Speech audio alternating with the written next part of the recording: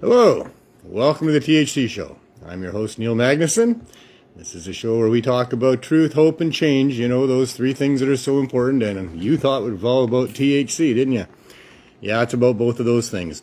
On the show today, we're going to have 8 out of 10. Glenn, of course, join us for the 420 session and beyond that, because that's what's been going on lately. He's kind of become a co-host of mine for the last little bit here, and I really enjoyed the conversations that we've had. I think we're getting some good information out there. And we'll talk a little bit about CannaMatch.ca and what he's doing with that and that sort of thing. We're also, of course, going to visit the Healing Wave CSP Ganja Mobile, our mobile unit that doesn't go anywhere, that's been sitting in the same place for 17 months, serving the needs of the downtown east side with low barrier access to cannabis.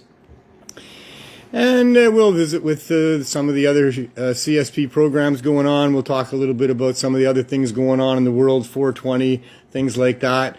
Because that's just what we do on the THC Show. It's been a weekly thing for the last 2.5 years. And primarily we're here in Vancouver broadcasting from what was a really nice low barrier access dispensary 17 months ago and had been for 5.5 months. But due to circumstances and government interference, we're still waiting to move back in here and turn it back into that real nice dispensary that we had. And in the meantime, we're out in a mobile RV that doesn't go anywhere, stays in the same parking spot for the last 17 months, waiting for the federal government. And we'll get to more of that later on as well. Speaking of the federal government, one of the bigger problems for cannabis legalization, of course, has been the superpower to the south of us, the United States of America, where cannabis prohibition has been based on a scheduling of cannabis as a Schedule I narcotic with no medicinal value, with only the ability to ruin lives and communities, and therefore gone after by the criminal law with the biggest zeal that you could imagine, as if this was really some kind of an explosive, contagious, horrible thing that people were getting involved with that was actually ruining communities. But it's been going on for a very long time, and the truth has been coming out for a very long time. It's now to the point of absolute ludicry. The amount of states that have legalized programs, either for medical purposes or outright, anybody can go into a store and buy cannabis, has grown and grown and grown.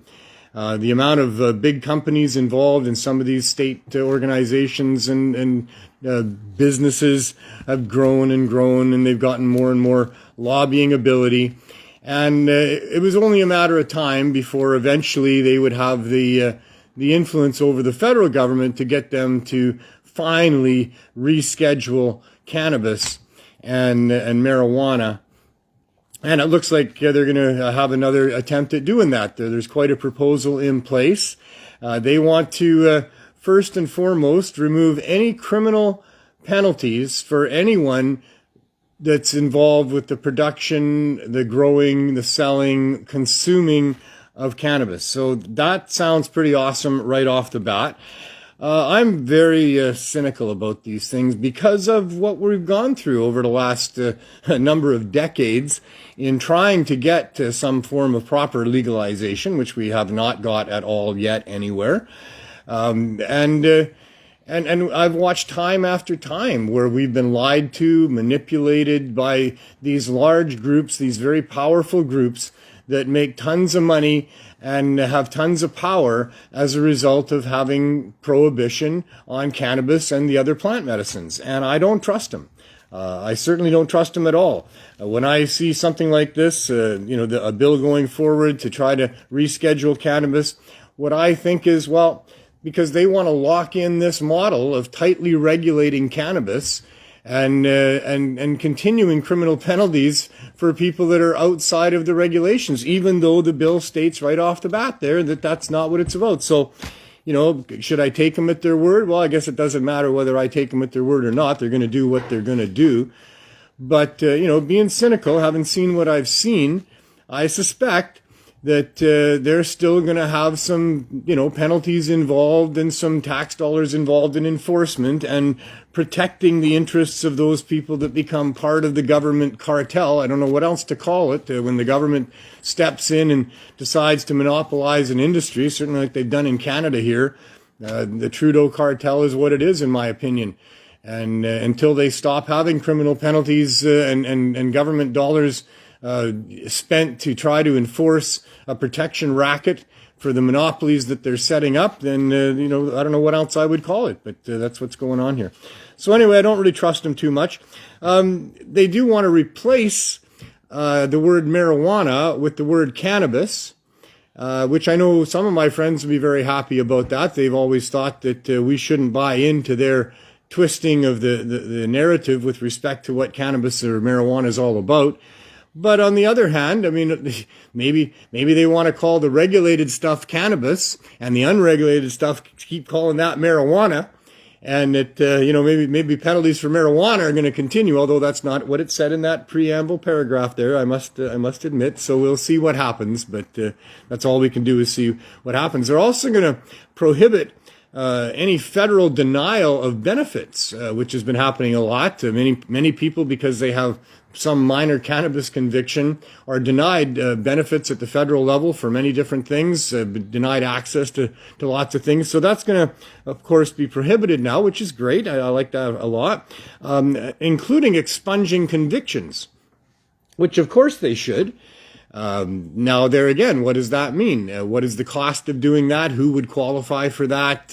How much of that will actually happen, and whether or not they're actually expunged completely, or whether or not can still come back to haunt you, if they dig a little deeper, those sorts of things.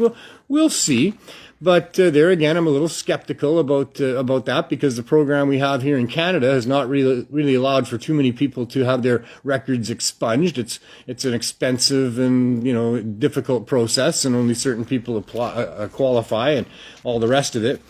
And I think in the end, it just gets so crazy when powerful forces have done bad things and they try to cover it up. They lie and they come up with all sorts of different ways to justify and explain what they did, and it becomes more and more ludicrous as they try to do that. And and that's certainly what's going on here with the whole cannabis thing.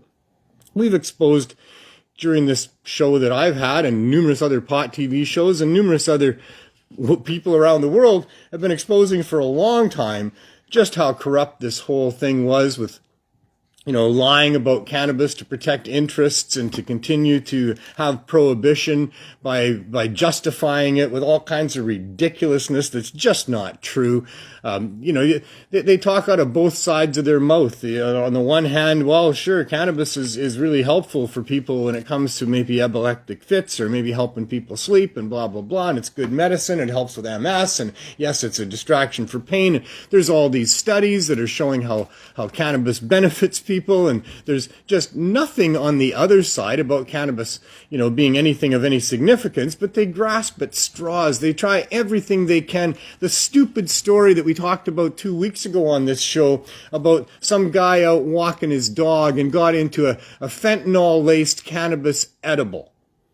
Looked into that story a little more. Well, it seems there's some interests involved there. And by the way, the footage of the guy out walking his dog the next day while talking about what had happened the previous day with getting into the cannabis, it was interesting as well. The dog looked just fine, but I'm sure the dog could have been dead.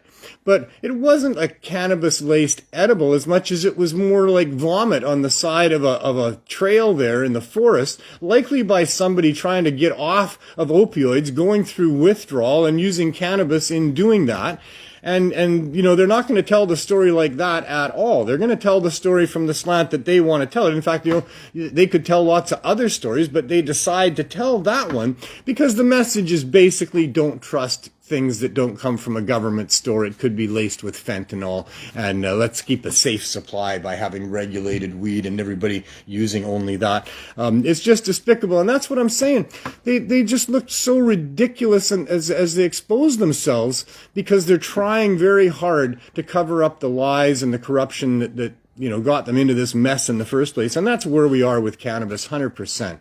If we could start from scratch, have cannabis properly studied and analyzed with respect to what its values are, what its impacts are on people's lives, on the society, oh my goodness, it would be the greatest thing the government had ever found for you. They'd be touting it off the rooftops. Look what we did. We discovered this amazing plant that it's going to help everybody, and we're going to have a rich economic future and a healthy future because there's this incredible plant that people have had a relationship with for millennia, to the point where we've even evolved an interior system of using the cannabis chemistry to regulate and modify all of the different systems within the body, and that's throughout all of nature. We have a millions and millions of years we've been evolving on this planet in an environment, in an ecosphere where we are a product of that. And cannabis is a big part of that. And if the government was to have discovered this just recently, and oh my goodness, look at the properties of this plant. It mimics the system that we have within our own body. It's going to be the cure for everything. And you can build buildings out of it. And you can use it for fuel and all of these different amazing things. This is the greatest plant ever discovered. And we, the government, just discovered that for you. And we're going to make sure that everybody gets it, because hell, we're public servants, and that's our job, is to help the public. And so now we found this great plant, and you're going to be able to use it for all these great things, and we're going to build homes, and we're going to fuel whatever we need to fuel, and we're going to be really healthy. And there's really no problem, folks, because of all the amazing things that this plant can provide for us. It turns out you can't even overdose fatally on it no matter how much you try. And that's incredible if you really look at it, because you can overdose fatally on everything that you can buy in a grocery store or a drugstore, grow in your garden, every houseplant that you have, everything that you could possibly ingest can kill you quite easily. You can overdose on it to death, except for cannabis. And that's really weird, except when you understand the history of it all, that we're actually made out of cannabis, that we have this really symbiotic relationship with this plant that has made us who we are and is part of us. And no, we should not be separated from it by evil forces that have corrupted what is supposed to be public servants. We would have it supplemented. We would have it provided for us, especially the people that really need it. The poor people, if there were any, there probably wouldn't be any, because there wouldn't be a need for poverty in a world where we weren't wasting millions and billions of dollars trying to prohibit the one plant that could be the economic savior of our future. So, yeah, we should probably get an apology, shouldn't we? That's the point of the rant. At this point, it's ridiculous. At this point, it's stupid as hell. Yeah, they should take it out of the scheduling of narcotics for sure. Yeah, they should make sure that nobody ever again gets any sort of a criminal penalty for anything to do with growing, distributing, producing, or consuming, or possessing cannabis. 100%. But we should also get an apology. We are deserved a serious apology. Lives have been ruined here. Dollars have been wasted that could have been spent on saving people's lives in whatever nature that we didn't have enough money to save people's lives with. We've been living in a very corrupt world, and cannabis is the lead issue with understanding that. The lies that were told, the admitted reefer madness of the 30s, that turned into more reefer madness with respect in the 60s and 70s, when it was like, oh, well, cannabis just makes you stupid and makes you lazy, and it's a communist plot to try to, keep our young people from being productive people. All lies, all complete bullshit. We deserve an apology. We deserve a heartfelt, sincere apology. We deserve reparations, for that matter. Don't we? I think we got a real damn good case for reparations, let alone an apology. Anyway, we should get all of that. But it's not on the horizon. On the horizon is, we're just going to try to get you people to forget about all that stuff that we did to keep you from getting cannabis, because now you can get it. You can get it in stores all over your community. They're just run by the government, that's all. They're grown by people who don't give a shit about anything except making money, that's all. And the money that you do spend in those stores just might be used to make sure nobody else gets to grow like that. But they're really trying hard about that too. In the province of British Columbia, we got the Cannabis Shutdown Unit, the CSU. That is the evilest enforcement unit I've ever witnessed in my life. Shutting down medical dispensaries? What kind of cruel thing is that to do? The people that walk into those places are people that don't feel good. They're trying to feel good. They're human beings. Your moms and your dads, they're not young people walking into cannabis dispensaries, medical dispensaries, for the most part, just wanting to get teenager high and drive their car into people on the sidewalks and, do all the mayhem that happens with young people just using cannabis recreationally, which is all a bunch of bullshit as well, isn't it? I mean, holy smokes. I mean, they were talking about the carnage that was going to happen if we legalized cannabis. Oh, it's already bad enough. Look at all the drunks on the road. Now you're going to have a bunch of stoned people on the road. There's going to be people driving on the sidewalks and all this chaos. No, not the case at all. In fact, recently in Alberta, studies have come out to show that the incidence of impaired driving due to cannabis are down. And there's now you can see in the TV commercials, they're not talking too much about cannabis impairment anymore. It's back to alcohol, because alcohol is the problem. People drinking and driving is a problem. It's always been a problem because alcohol dulls your senses. Novice users of cannabis probably shouldn't drive because cannabis enhances your senses, and both of those things can impair you. Don't drive if you're not used to the effects of cannabis. But people who are used to the effects of cannabis can drive perfectly well in many cases, and those that can't don't because they're responsible people, but it's not the issue that alcohol is, and on and on and on. It's all a bunch of lies we've been dealing with. The truth is they don't need to think about cannabis. They don't need to focus on it at all. They need to get the hell out of the cannabis world completely. Let people grow. Let people sell. Some minor regulations, sure. Medical cannabis, some regulations, sure. But reasonable regulations. That's all. We need a different way of doing things to do with cannabis. Maybe that'll happen if they reschedule it in the States, because the States is the big driver of what seems to happen here in Canada, it seems.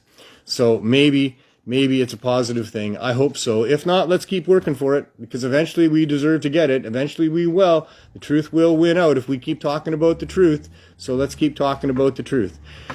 What do I want to tell you? Well, the Blue Door was closed. I told you about that a month ago, and now it's reopened today. So that's good news for the downtown east side. I have no idea what the explanation to that is. I walked in there today and asked them, and nobody could tell me. They seemed, 419, got 1 minute, roll them if you don't have them.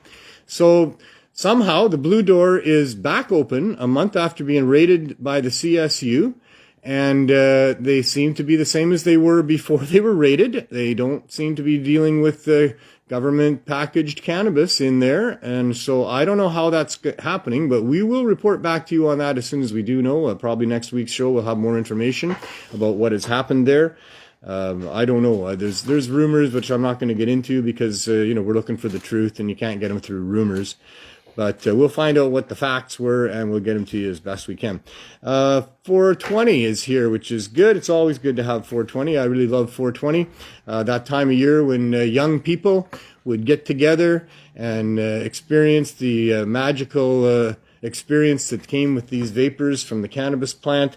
And 420 was kind of the time of day that they could, make sure they were finished with their classes or their whatever other duties they might have had after class, like, sports and stuff, and get together and smoke a little cannabis. And so 420 became the thing. And now it's 420. So Glenn Wells, come on in here, because hey, Neil, because it wouldn't be 420 without you. It's happy 420. Not on the THC show, anyway. Yeah, you're all about truth anyway, so we got to tell the truth, right? Absolutely. Yeah, let's tell some truth. There's lots of truths. Okay, and then Neil did a little bit of digging on that story about the dog. Right. So apparently the guy was a police officer who was pretending he was undercover and he was in a wheelchair and he was getting... Yeah, he has the same name as him. I did not officially confirm it is him, but he has the same name and he looks just like him. I bet on it, but I can't say... Okay, it looks like a duck and tastes like a duck. What, 70% chance, probably?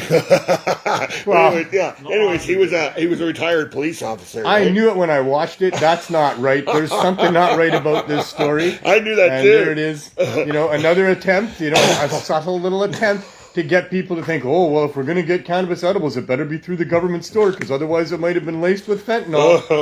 Oh, my God. I was like red flags as soon as I heard that story, too. Mm-hmm. Like, oh, my God, sure, buddy. Fentanyl, laced edibles. All right. If that was true, we'd be hearing about it already. It would be all over the news. People are not putting fentanyl on the cannabis. When we had bad acid at Woodstock, they made a big announcement, right? Don't take the brown acid, right?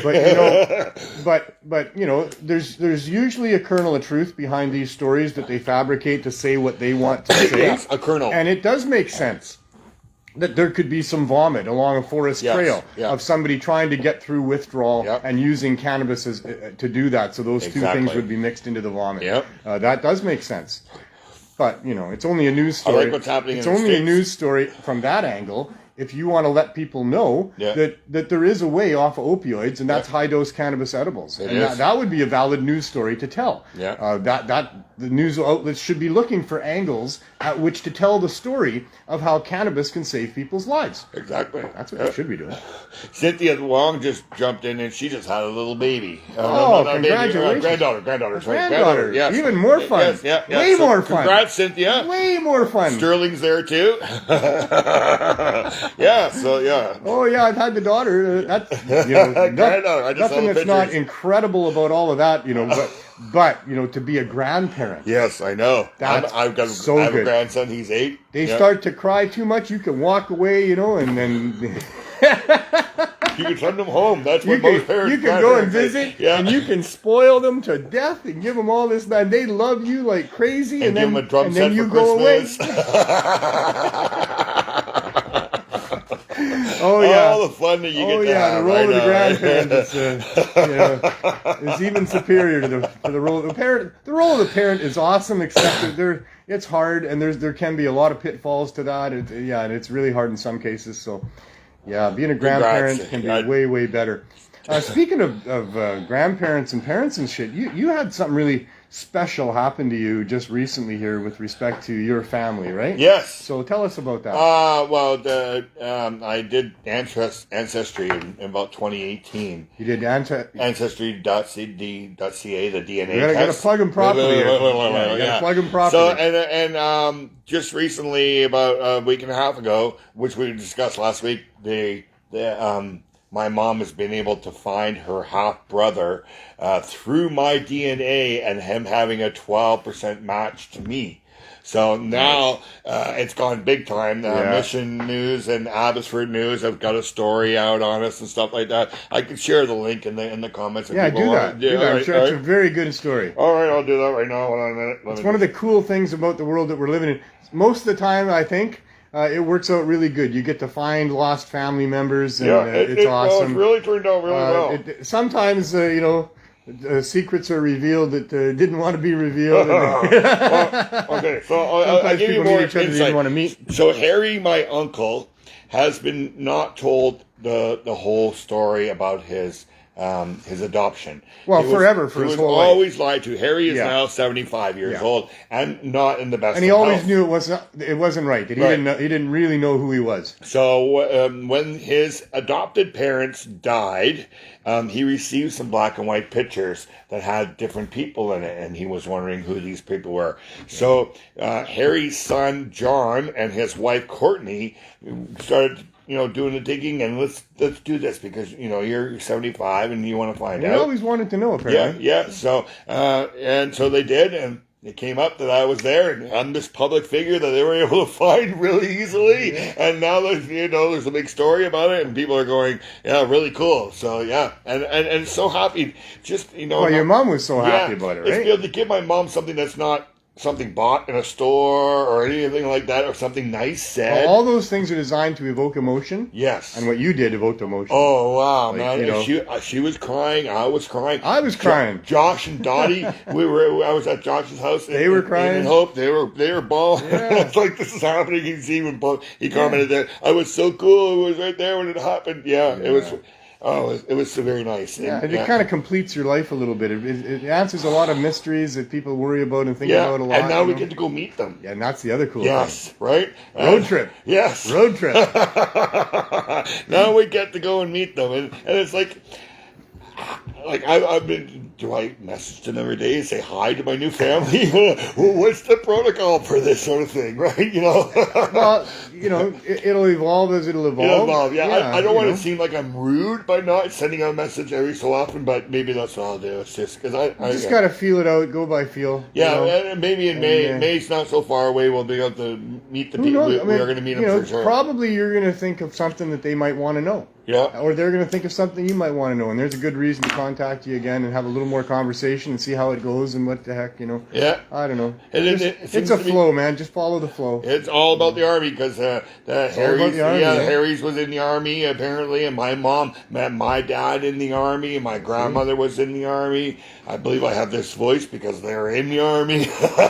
Obviously a platoon sergeant. Yeah. Barking orders, buddy. Yeah. My great-great-uncle was second in command of the World War II Canadian Forces. I see. Second in command. Yep. Wow. Yep. Guy Simmons. Wow. That is my great-great-uncle. So it's a very, very long Army history in our family there. Yes. Yeah. I never did it. I went to Army Cadets. That's about it. No, I didn't do any Army stuff. No, right? I know that there are pictures of some of my maybe great uncles or something that had some military experience, but was that it? No. Well, you were all hockey. You got hockey. I got Army. I lived an extremely fortunate life. Yes. Not scarred much by the times of war. Yep. But anyway. I think Putin needs some cannabis right now. We're gonna go there, are we? I don't know. We're talking about how it's very peaceful. It makes people happy and stuff like that, right? It's such a crazy situation. I recommend people watch a little Russell Brand. Oh, really? He does a pretty good job of talking about the conflicting interests, the motivations behind some of the stories we're being told, the propaganda, who's profiting. And not that he's really himself exposing anything other than to expose what's being exposed and to try to put some balance into what we're being told. He doesn't spend a lot of time watching mainstream media, but the mainstream media is all owned by very powerful groups that have a vested interest in the outcomes of things. And they can't be trusted. So that's one guy I recommend that you watch. There's a number of good people out there that are on not mainstream media. I'm trying something different with Isabel, because she likes to watch the news with me sometimes. So whenever there's a good story on the news, I get her to focus on the good story. Nice. Right? I said the bad stories are going to be there, but there are good stories, right? Well, I got a good story. Yeah, what's that? I got a good story. I was out in Langley the other day, the other evening. And I'm going to get gas, and so I'm in the gas station. It's a 7-Eleven that's attached to an Esso gas station, and so I'm in there and I'm in line. I'm going to pay with coins because I have a fair amount of coins, and so there's the guy behind me, and he very sort of uncomfortably says, "So what is it you're going to buy?" Yeah. I said, "Gas." Yeah. And he says, "Oh, okay." And I said, "Why?" And he said, "Well, If you're going to buy something other than gas, I would have bought it for you." Oh, okay. Like, really? Really? Really? You would have bought it for me? Yeah. Yeah, I like to do that sometimes. I like to do that so too. he saw what looked like a poor old guy fumbling with his change, and he was going to help me out with something. Yeah, buy you some food and some gas. So I said, "Hey, man, that's really cool of you. Yeah. I really think that's an awesome thing that you're trying to do there. You're obviously a pretty good person. What's your name?" And his name is Alex. Yeah. So that's my grandfather's name. Oh, really? Oh, wow. He looked like a young version of my grandfather. Oh, my gosh.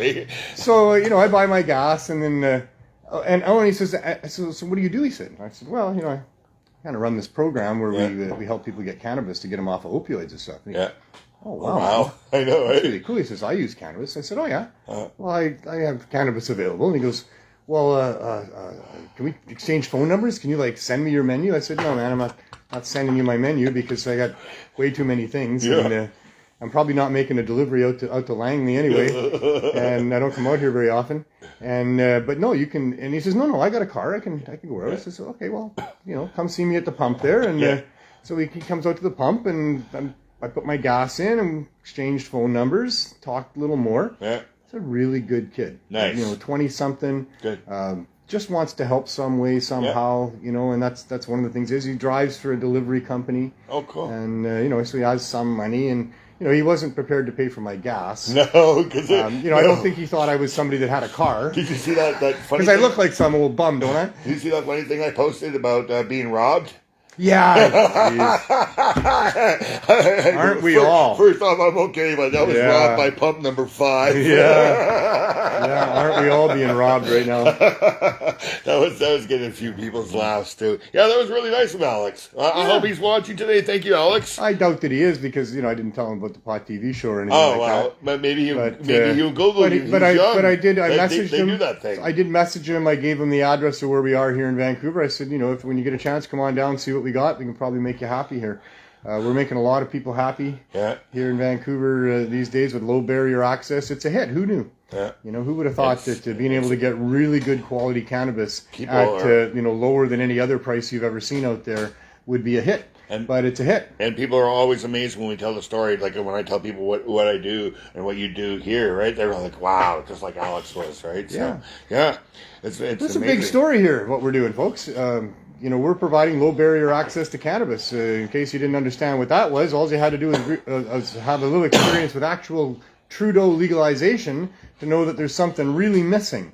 And that is the ability of people who don't have a lot of money to get some good cannabis for themselves. Mm-hmm. And those are the people that need it more than anybody else for the most part. People that are daily users, they need to have an easy supply of cannabis, an easy, accessible supply of cannabis that doesn't rob them of all the money that they might have for food and housing. Yeah. And the current state of legalization is trying to maintain prices of cannabis that are even higher than what they were during Prohibition. And during Prohibition, they were flipping ridiculous. Mm-hmm. So what we now understand that we didn't ask for that we need to get is low barrier access to cannabis. That's it.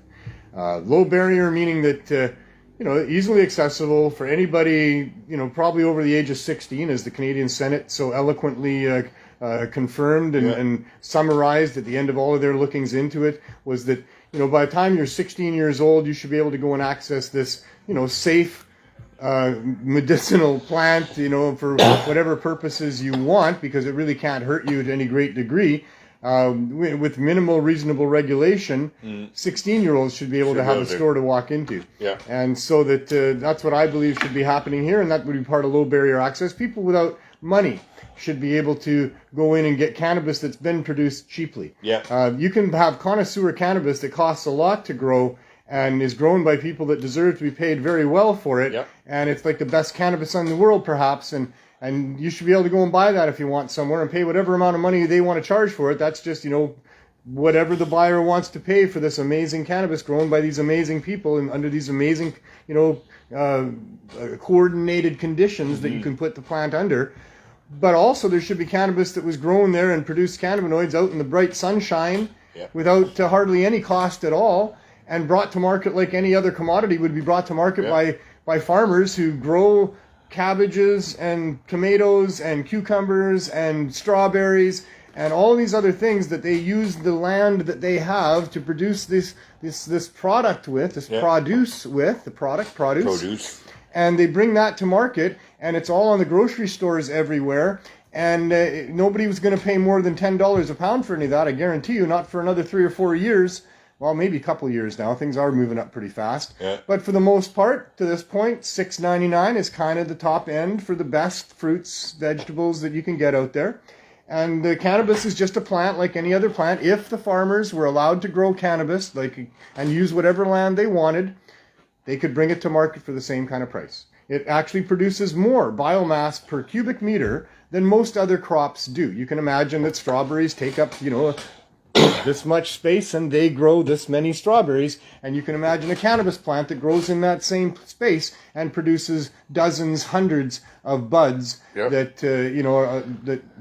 it can be produced really cheaply and easily. It should be able to be brought to market like that because people deserve to have that. And the only reason that isn't happening is because of government and corporate corruption, period. There's no other reason. If they weren't in the way, if they weren't telling people that they had to spend a whole bunch of money to get a license and only a few licenses were there and you had to fall through all these different hoops and blah, blah, blah, blah, blah, then every farmer everywhere right now would stop growing whatever it was they were planning on growing this year. They would put every cubic meter of land that they have into cannabis. That's what they would all grow. Yeah. Nobody would grow anything else. Why the hell would you? Because the market right now is paying you hundreds of dollars for every pound that you produce instead of a couple of pennies for every pound that you produce. Yeah. And so for a while, nobody would be able to get get strawberries unless you grew them for yourself at home. And they'd be valuable. Your friends would be wanting to get some of those, I'll tell you. The price would go way up. And eventually, over the course of time, the price would be undercut because farmers don't need hundreds of dollars for a pound of a plant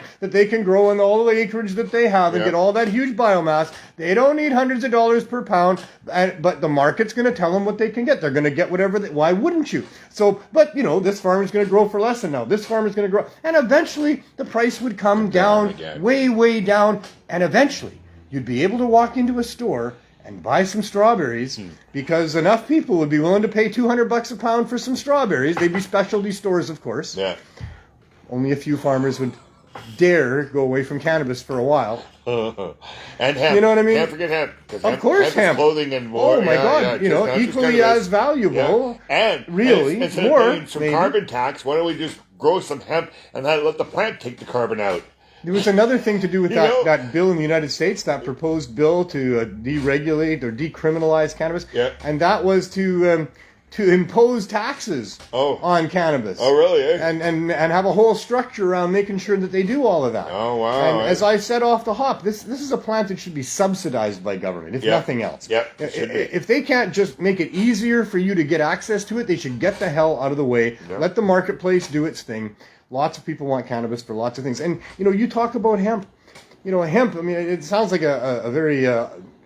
it's not a very versatile. It's not a very flamboyant word, I guess. Hemp. It sounds like a kind of a mundane, boring word. Hemp. But until you tell people, but it's just everything about cannabis except the euphoria. Yeah. That's what hemp is. Yeah. So it's all the rest of the plant except for the THC in its conjunction with those other cannabinoids, that entourage that provides euphoria. It's your male plant. It is the CBD. Yeah. It is the CBD and all those other cannabinoids. It's just not the THC getting to interact with those other things. So hemp is everything but THC. Yeah. And it's CBD, and it is the most amazing fiber that you could produce. Oh, yeah. It's so much better than cotton. It can be used for building materials. It can be used for plastics. It is food. Yeah. It is one of the best flippin' foods that's out there. You look at what's in the hemp seed as food. And holy smokes.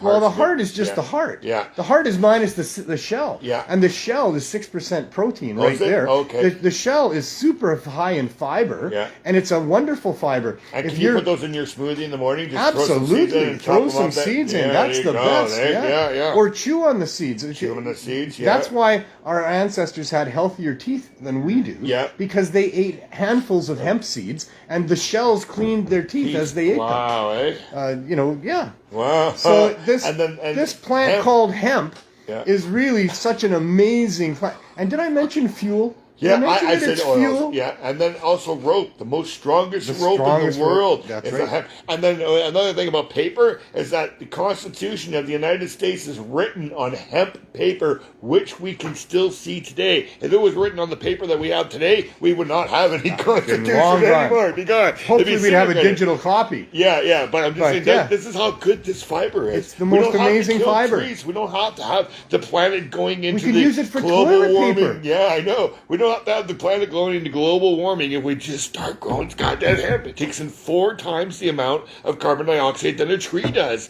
Why do we have to pay taxes for carbon when we can solve it by growing some goddamn plants? I know. So because the greedy want fucking money. Yeah. They want more money, so let's tax carbon, right? Instead of growing hemp. This is all about greed and control, and we're being deprived of this amazing plant. Yeah. Hemp doesn't sound very sexy. Marijuana sounds really sexy, and they make you pay through the nose for the sexy. And the sexy's fine. The sexy's great. The sexy, that marijuana, that THC, that's euphoria. That's what you like to have on a Friday night if you got everything going good and you want to enjoy what you're doing even more. That's euphoria. But euphoria is also what you really need when you're in pain, when you are suffering, and suffering big time from all kinds of different things. What you need is a little euphoria. And cannabis is this medicine. It's this thing that people can ingest that will give them those same cannabinoids that the endocannabinoid system uses, blah, blah, blah. But it's the euphoria that goes along with that is so magical, that makes it magical, that makes it so that now all of a sudden you're not focused on how much your knees hurt. You're focused on... Oh, look at that. Isn't that... Yeah. Wow. cool, man. That's awesome. Yeah. And you get distracted and you find things to be amazing. Yes. And now you're not focused on what it was that you were focused on. That's when people ask me, how does cannabis help you with your scoliosis, Glenn? And I say, it makes me forget that I have the pain. After 41 years of using cannabis, it helps you forget, right? So it's like, oh wow, or you're focused on something else. You're not focusing on the pain because it allows you to not focus on your pain anymore, right? And if you can do that, then you're moving a little slower, you're stiff, but you're not going crying or upset or it gives you another way of looking at things. Yes, it does. For me, it helped me twist things around. Yep. It was like, no matter how bad something was, I knew, well, somebody else has got it worse than this, so I should feel lucky about that. This could be worse for me, and so I should feel lucky about that. This is a lesson going on here that is teaching me things that, you have to go through this to learn, really. And the more painful, not necessarily painful, yes, painful sometimes, but costly is how I like to look at it. It's like the cost of the seminar. Just took a seminar about learning what not to do. Learned it real well. Won't be doing that again. I want to do what I was trying to do, but I ain't trying to do it that way again. I learned a lot out of that. Those can be really, really valuable lessons. So there's always a different way of looking at it, and cannabis did that for me as well. It's a medicine. It's nature's way of helping us survive shit. Yeah. And evolution is all about surviving. The strong survive. Yeah. Right? And how did we as humans get through all that we've been through?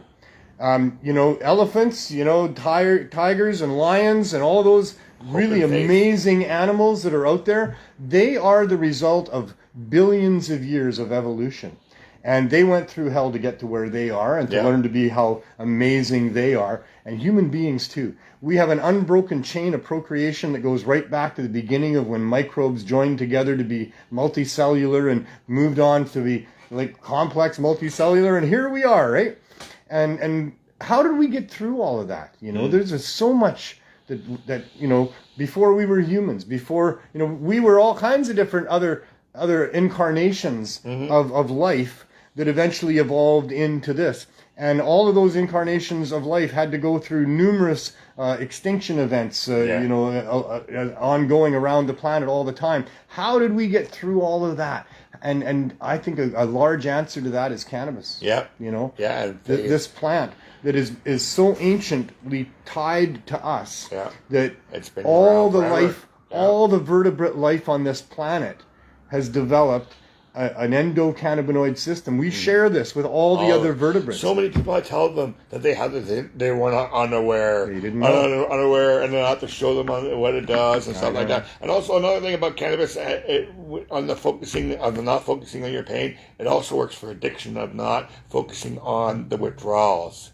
When you're if you eat enough edibles, if you're on your cannabis, you're not focusing on what your body's going through withdrawal because you've got that euphoria that you've talked about, and it's occupying your mind instead of the withdrawals. Yeah, sure. Right? That's what we deal with here with the Cannabis Substitution Program primarily, although we do deal with all those other aspects of how and why cannabis is medicine.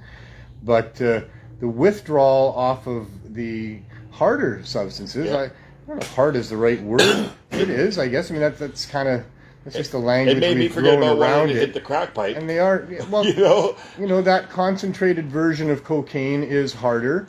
The concentrated version of opium is harder. Hard, I guess, is a way to describe what's going on with all that. But there's a whole different interaction that goes on inside the human body when ingesting those other things that is different from what happens when you ingest cannabis.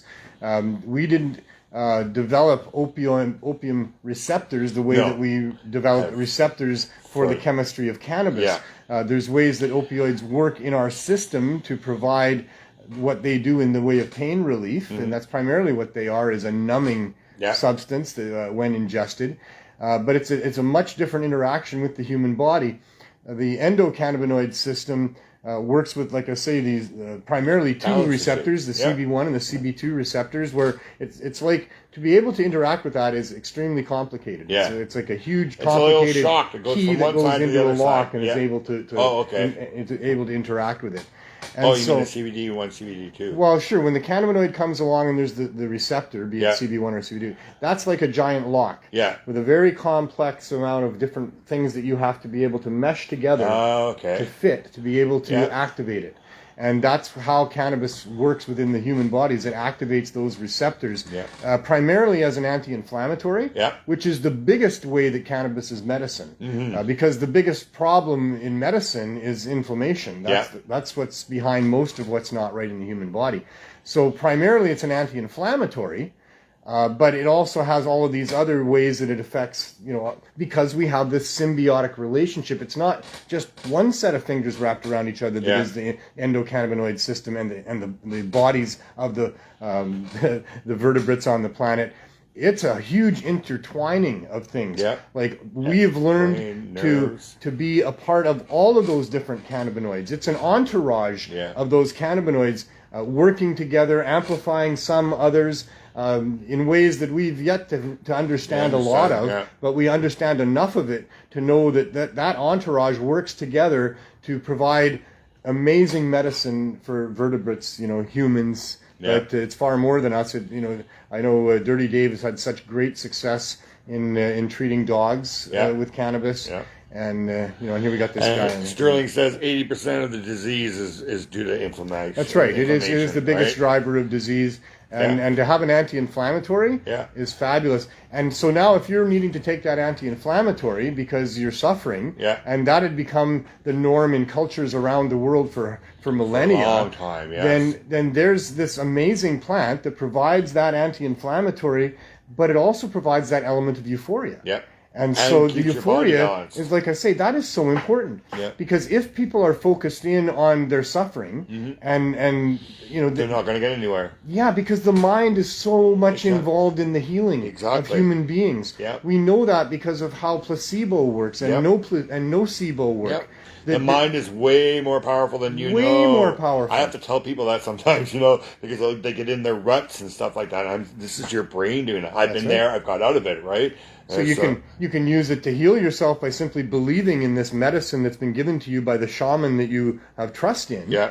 But you can also, it can be used to not believe that you're going to get healed, even though the right elements are there, because you can't get your mind off it. And your mind is in the wrong place. Your mind is thinking you're not going to get better. Your mind is thinking maybe you're going to die. Your mind is all focused on that. So now you ingest some cannabis, and that THC element, that euphoric element, distracts you. It gets you thinking about something that's cool over there. It gets you thinking about something, other way of looking at things, right?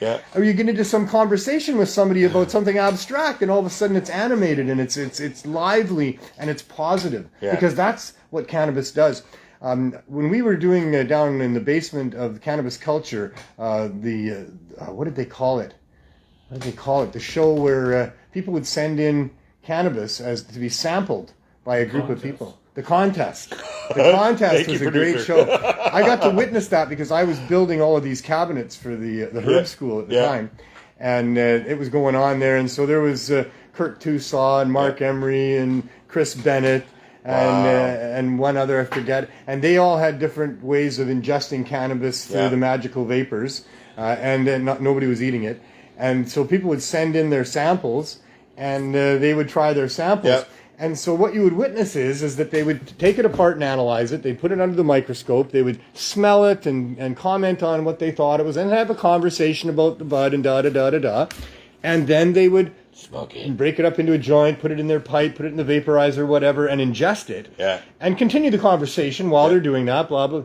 But for an observer of what was going on, as those magical vapors started to take effect, you could see the whole conversation lighten right up and get animated, and everybody's kind of bouncing a little bit, and there's a rhythm to it. And there's the effect of cannabis, and that's what happens. And so when somebody is suffering and they're not well, and they can get out of that headspace by either on their own, just being engaged in something going on around them, or in a conversation with somebody else in the room, it can completely take their mind off of that focus on not getting better and change it. And in the meantime, the body's got time to adjust and start to heal, and you come back to it, and you've got a different attitude. That's why they call it recreation, because it recreates. And in that moment of being distracted from what you were thinking about and how you were framing what was going on with you, and then into the next moment after you've had that experience of euphoria, you have recreated yourself and how you're dealing with this and how you're framing and looking at that. And that's the powerful medicinal power of cannabis recreationally. It's not medicine, folks. It is absolutely medicine. So your brain is in the box without cannabis, and as soon as you smoke cannabis, you're able to think outside of the box. Outside of the box. Right? And I can do that now every day, but my brain still will always, on impulse, go to the box first. But now I have the ability to go, hey, there's another way of doing this, right? And I can step out of that normal, that way that they want you to think all the time, and I can step out it's the way and that think you've been else. programmed. Yes, because it's a programming that happens. So you have your automatic, your default. Is what we call default. It goes so right there. Your default is on how you were raised and what habits you developed out of that. And habits are hard to break, and depending on especially how they were formed and how ingrained they are, and how long you've been, repeating that same pattern over and over again, habits are very difficult for many people to break. So cannabis allows you to, obviously, like you say, step out of that habit, step out of that box, and recreate a little bit, come back, and when it comes back, because it always will come back, every time it comes back, then you stop. You think, no, I'm going to think differently about this, and you change it. And then slowly over the course of time, that becomes habit. That is neurolinguistic programming, exactly in a nutshell, pretty much. And I educate the person why I changed that. I tell them, I sort of like I'm teaching them to step out of the box without cannabis, sort of thing. So who are you teaching now? Are you talking to yourself? Are you talking to Isabel? Isabel or anybody else? Or anybody you're giving advice to? Yes. I'll give that first initial box answer, and then I'll give me a minute, and then I'll come up with something that's even probably a lot better than the box. Because we have that automatic mode. Yes, and that's what it does. And that's what sleeping is. That's why people need to be told to wake up. That's meant by that. To get out of the box. We have the way that we were programmed, not just from our experiences, from the environment that we encountered once we were pushed through our mom's legs or taken out through the belly or however you got here, but from generations before that. We bring with us all of these predispositions for how to behave. And so all of that is your nature. It is the nature of who you are before you're born and the nature of how you evolved that once you were born. And sometimes it's not the way you want to be. And many people are they're now acting based on that. They're acting based on the person that they are and the way that they were treated and the things that they learned there. And they're not really thinking about anything else. And we need to really take a reset. We're doing that in that sense. People need to start thinking for themselves instead of thinking of how their parents did something. Well, thinking about how they've always thought about things. You can always have your parents' information and use it as a base, but you should be able to create your better idea because this is the future. Things are different. So the way to do that is to understand that we've been lied to. That it's all not the truth. And it's not your parents' fault. But that's because they were lied to. They believed most of what they were doing. And what they were doing for you was your benefit thing. So don't go and say, you got bastards, you didn't lie to us. But that blaming was blaming something doesn't help fix it. No, it doesn't. The thing is, I was talking to my staff about this the other day. You must take responsibility for everything that goes wrong in your world. No matter what it is. And you'll be better for it. You have to take responsibility for it. It doesn't mean it's the truth. No. It's because that's where you are when you're going to fix something. If you're blaming other things and other people for what's gone on and what's not right, in many cases you don't act to fix it. It's an excuse to not fix things. It's not my fault. I didn't do this. So if you say, I'm responsible for what's going on in my world, good, bad, or indifferent, now you're in a position where you're going to take charge and you're going to make it right. And so it's just a much more empowering place to be. And that's why I look at it like that. I don't like to blame the past. I believe everybody's done the best they can with who they are and what they got moment by moment. For whatever reason, they thought that what they were doing was the right thing. But they weren't thinking. They weren't awake. They were acting on impulse. They were acting on revenge. They were acting out of hate. They were acting out of all these things. And all of those things are natural to them. It's natural to humans. It is what it is. It has been what it has been. It's not about the past. It's what we do about what's coming next. And so we need to wake up, and we really need to reset government, and we really need to really understand that we have been lied to by the media because they have a reason to lie to us. They are owned by big corporations that want to control us. and that we are not being told the truth by the media. We are not being told the truth by our government, even though they're supposed to work for us. We pay them. That they operate on our money mostly, or so they're supposed to. But a little more transparency, we might find out they're operating with somebody else's money too. But what I'm saying is you can't trust them. Yeah, there's a proven track record over decades of not being able to trust your government, not being able to trust the media. So who do you trust? What do you trust? Your friends. You trust yourself. And family. You trust yourself to analyze things properly, to figure out, okay, I've been lied to. Where have I been lied to? How are they lying to me? Well, now I can see that coming. Now that looks like that. Oh, really? If it looks like a duck and it quacks like a duck and walks like a duck, that was probably a duck. Yeah. So, with that ammunition, armed with the understanding of you can't trust those people, but you can maybe trust yourself if you're awake. And yeah, you're not going to get everything right, but that's the process of life. Yeah. And there are good places to look. There are good places to start. And love is always the answer to everything. And, if somebody's telling you can't do something, well, that's probably a red flag right there.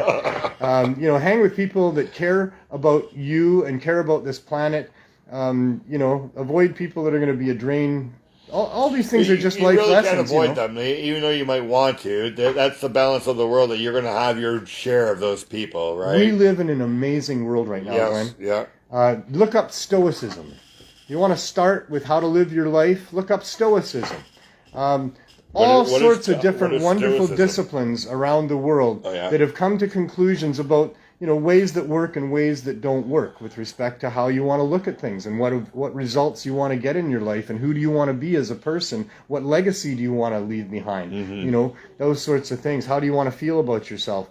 We live in an amazing world where all that stuff is readily available. We have fantastic human beings that have put this stuff to music, and it's in music all around us. Many good things in music.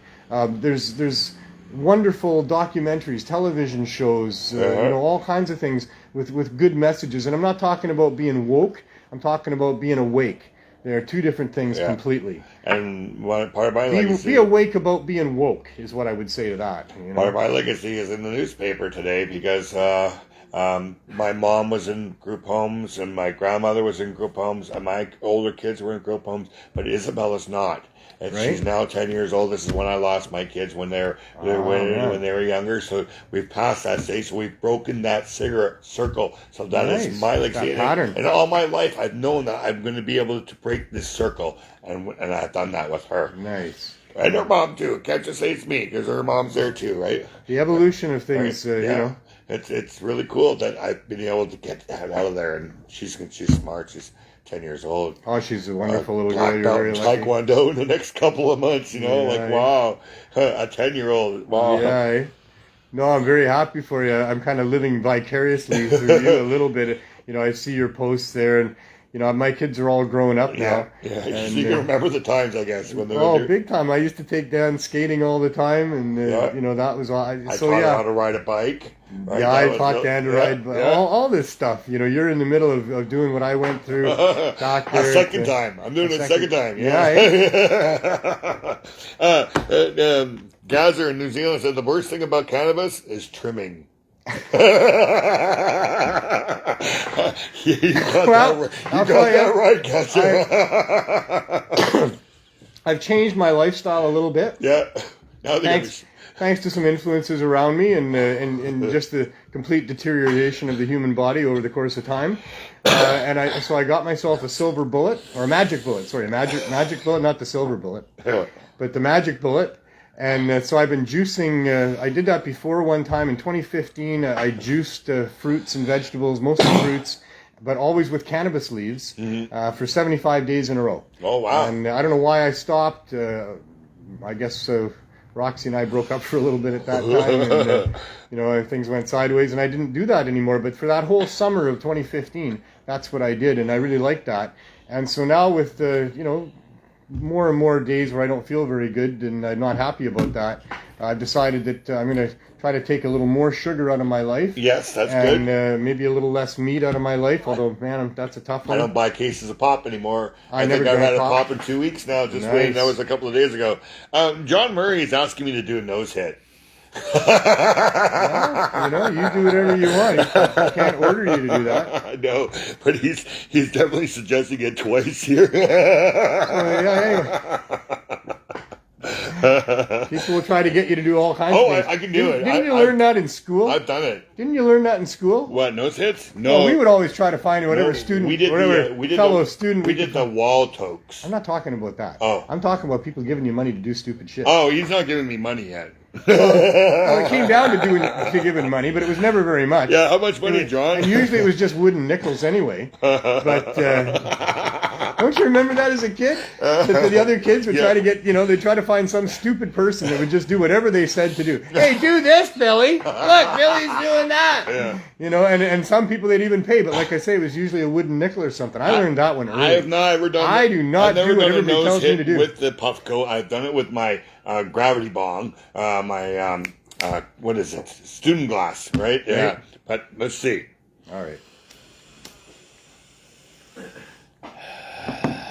There you go, John.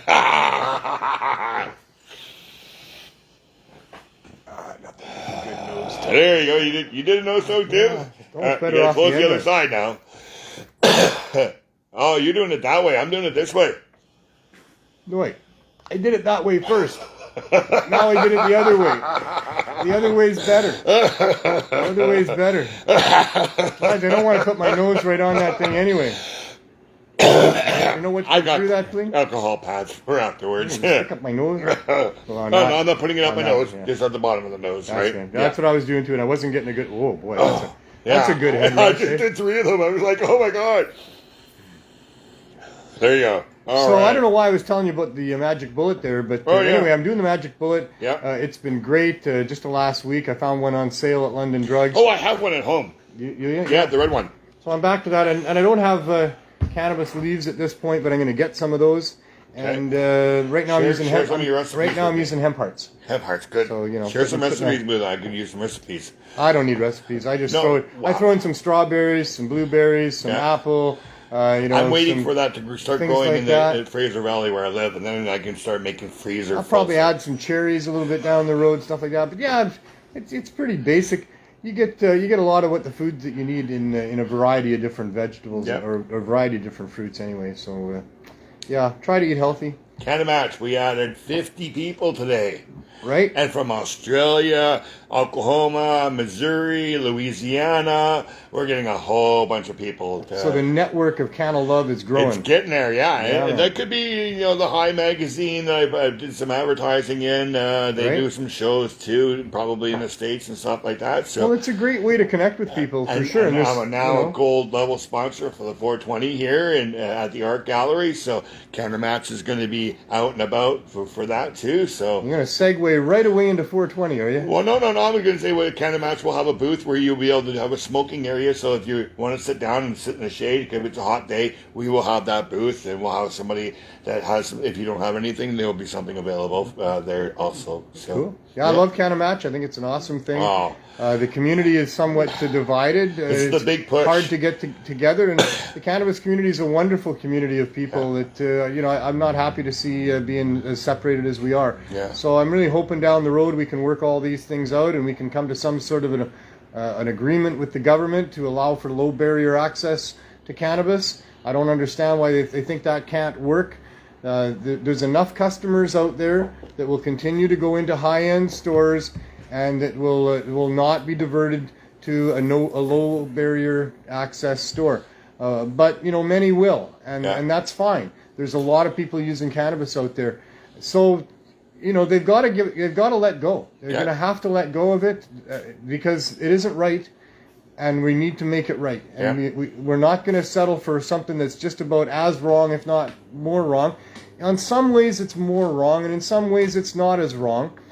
In the ways it's not as wrong is that the average person out there can now possess cannabis without having to worry too much about the cops coming and really ruining their lives. And another thing is that that's huge. When you hear about the drug busts on the news nowadays, you don't hear about cannabis anymore. That's another thing. They don't say it. But no, I just saw one in Manitoba. They had a really big fentanyl, cocaine, meth, guns, cash, but no pot. Really? Yeah, and it was in Manitoba. I've seen some where cannabis is involved. I've seen some that are just cannabis. Really? Eh? There are still, but maybe Ontario, yes. Well, and there's still raids going on with the different provincial anti-cannabis units. Yes. Right? I mean, we know all about the CSU in British Columbia here. Been doing a lot of that. There still is heavy enforcement. Yeah. And they're trying to use as heavy as enforcement as they can. Yeah. To deter other people from wanting to do it. That's their strategy. That's certainly the strategy of the CSU. Yeah. With huge fines for people that would dare to have some sort of a commercial cannabis venture. And so that's where it's worse. It's better, like I say, because average people can have cannabis without worrying much about having their lives ruined anymore. Mm-hmm. That's really awesome. That is really huge. But medical users don't have the benefit of being able to walk into a store and get the things that they need, have someone there that they can talk to about what would work best for them, have a variety of things to have a good look at and be able to sample or whatever. People that suffer from barriers from, not having ID, not having bank accounts, all sorts of different ways where people are discriminated against in the system that we have. They need to be removed. The most amazing, and it's not amazing, it's horrible, thing is that the people that are really being hurt by so-called government legalization here are the people that need protection the most. Mm-hmm. That's what this is doing. That's why it's so wrong, is that when you're having people that are in serious need of the benefits of cannabis for medical issues, many parents have children that need access to high-dose edibles or high-dose oils, actually, primarily. Or CBD.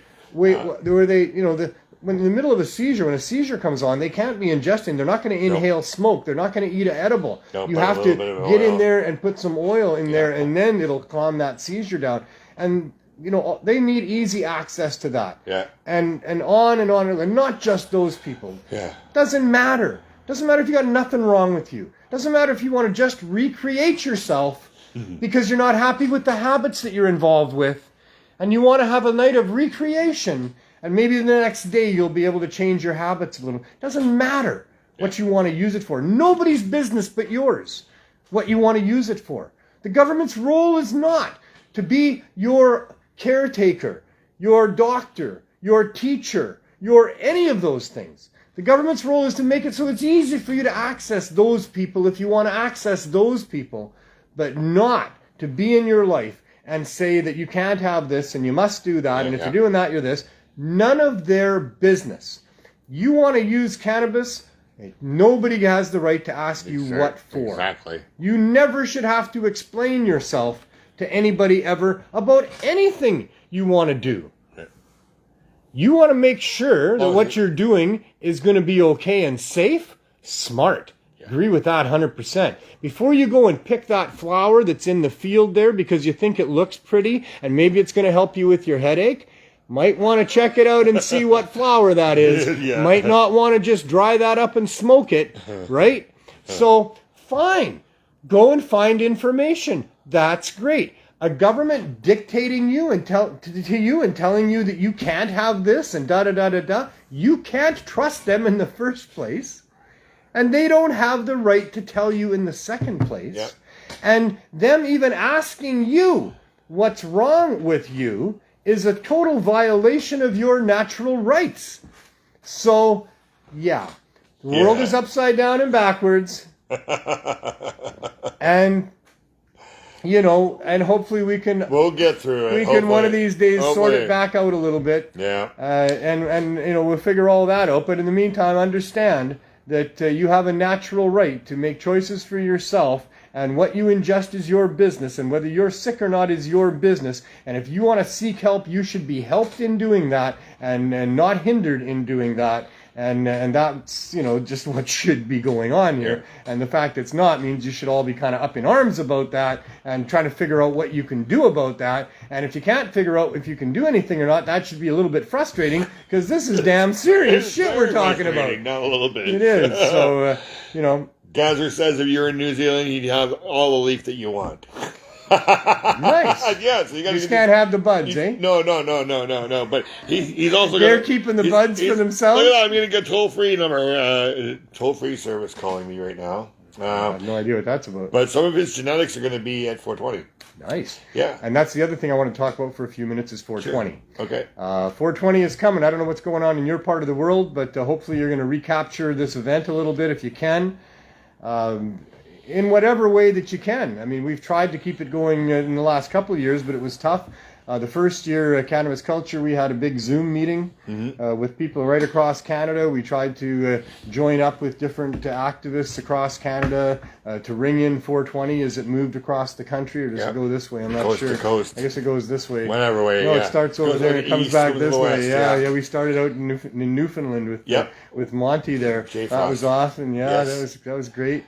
He's still doing his show. He's a daddy now too. Yeah, well, that's old news now. Well, but still, it's his first, so he's still a daddy. He's always a daddy. Once a daddy, always a daddy. He's not a daddy again. He's a daddy now. Yes. That only lasts for a little while. I mean, he's a daddy now. Yeah, I don't think the baby's one yet, so you're still in the newlywed age.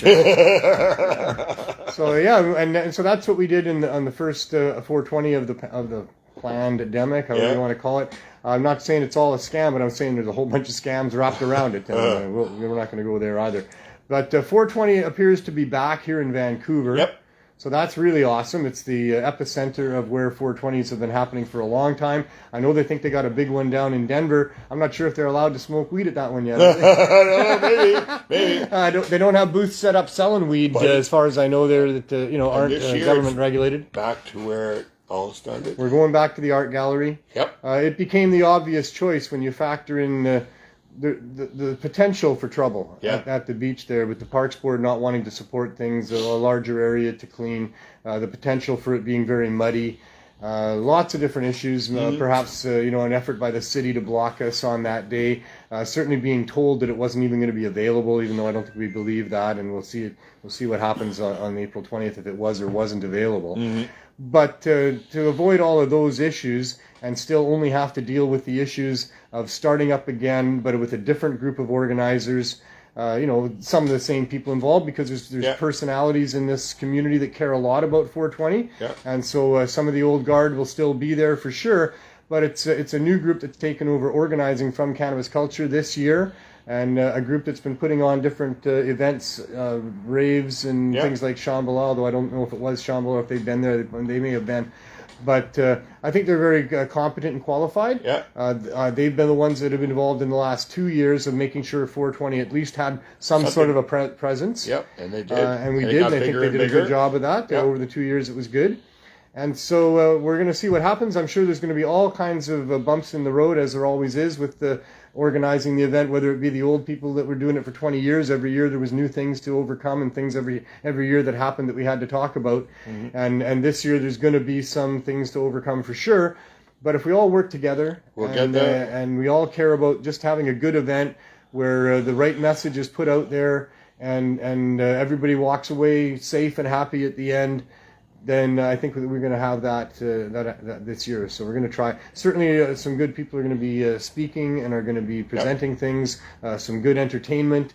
There will be an after party as well, nothing to do with the event itself. That I think will be a 19 plus because of the venue or what have you. But the 420 itself is for all ages, as always. It's always been a family-friendly event, and will be again this year. Some messaging to the vendors about perhaps not selling to people that appear to be too young to be able to be purchasing without some guidance. And that's always a wise thing, I believe. Personal choice. We'll call it personal choice. 420 was always a thing that young people got going. Its history is all about young people getting together to smoke cannabis. And young people using cannabis is young people not using alcohol and not using other things, and perhaps not running down or ending up down that road that might end up them using and being where we have to deal with people that are addicted to harder substances because they didn't have proper availability to cannabis. And we need a way to protest that. We need a way to protest and stop that from happening so that we don't have the carnage that we've had over the last number of decades, completely driven by prohibition. And so protest is what we do. Protest is what it's all about. The booths that are set up at Cannabis, or pardon me, at 420 and Cannabis Day and these other things, selling cannabis are a big part, and actually the actual heart of the protest that is going on there is to demand that there be low barrier access to cannabis, that it be easily traded amongst people, that if there is going to be some sort of a licensing, that it be reasonable and that anybody can get into it, that low barrier access not only should exist for people wanting to access cannabis, but who want to access the cannabis marketplace and be able to trade cannabis and sell cannabis and all of those sorts of things. And we've been demonstrating year after year how that can be done successfully, peacefully, harmlessly, and with no reason for any type of regulation that is any more extreme than that for the other substances that are out there, from alcohol to prescriptions, but even right down to sugar, corn syrup, fructose, and coffee beans. You know, so that's how I feel about all of that. And we need to continue to protest that until we've got it. And that's what 420 is, and it needs to be there. It was one of our biggest statements of the year as to how we feel about these things and how many people share our feelings of these things. And it's back, and we're going to make it as great an event as we can. Speaking of that, there should be a website up, if not today, maybe tomorrow. They've been working hard on that. There are things to work out, folks. I'm sorry that it's not up already. It's not me. But, you know, I can speak for those that are working hard on it. They are motivated to get it done. Not happy it's not already done, just like everybody else. If they could have had it, they would have had it by now. Trust me on that. This is not people just sitting around getting high and not worrying about it. This is people that are totally worried about it, that are on it.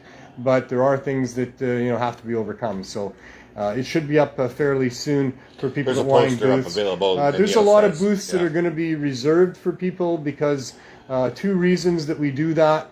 One is because people don't want to have to wake up at 3 a.m. and fight over space for booths. And so they want to have a space that's protected and reserved for them. And that is very important to do because the cost of putting on these events now has become quite significant.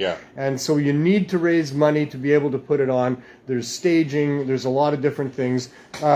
Most people are working for free on it, that are just volunteering their time, me included. As I always have. But there are costs, and there always have been, and that's why there's a need to raise money.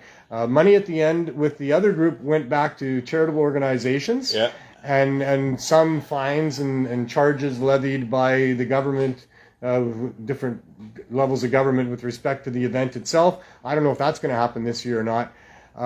This group has similar intentions with respect to what to do if there's a surplus. But as always, they stand a risk of not meeting their costs, which happened to the group doing it through the 420 Vancouver as well. This is the Vancouver 420, not to be confused with the 420 Vancouver, by the way. You got that? Yes. You got that, right? It's don't reversed. say that. Don't try to say that 3 times fast. No. It should be Vancouver's 420. This is Vancouver 420. This is not 420 Vancouver. There's been a change in people trying to put it on. It's a collective. It is the collective.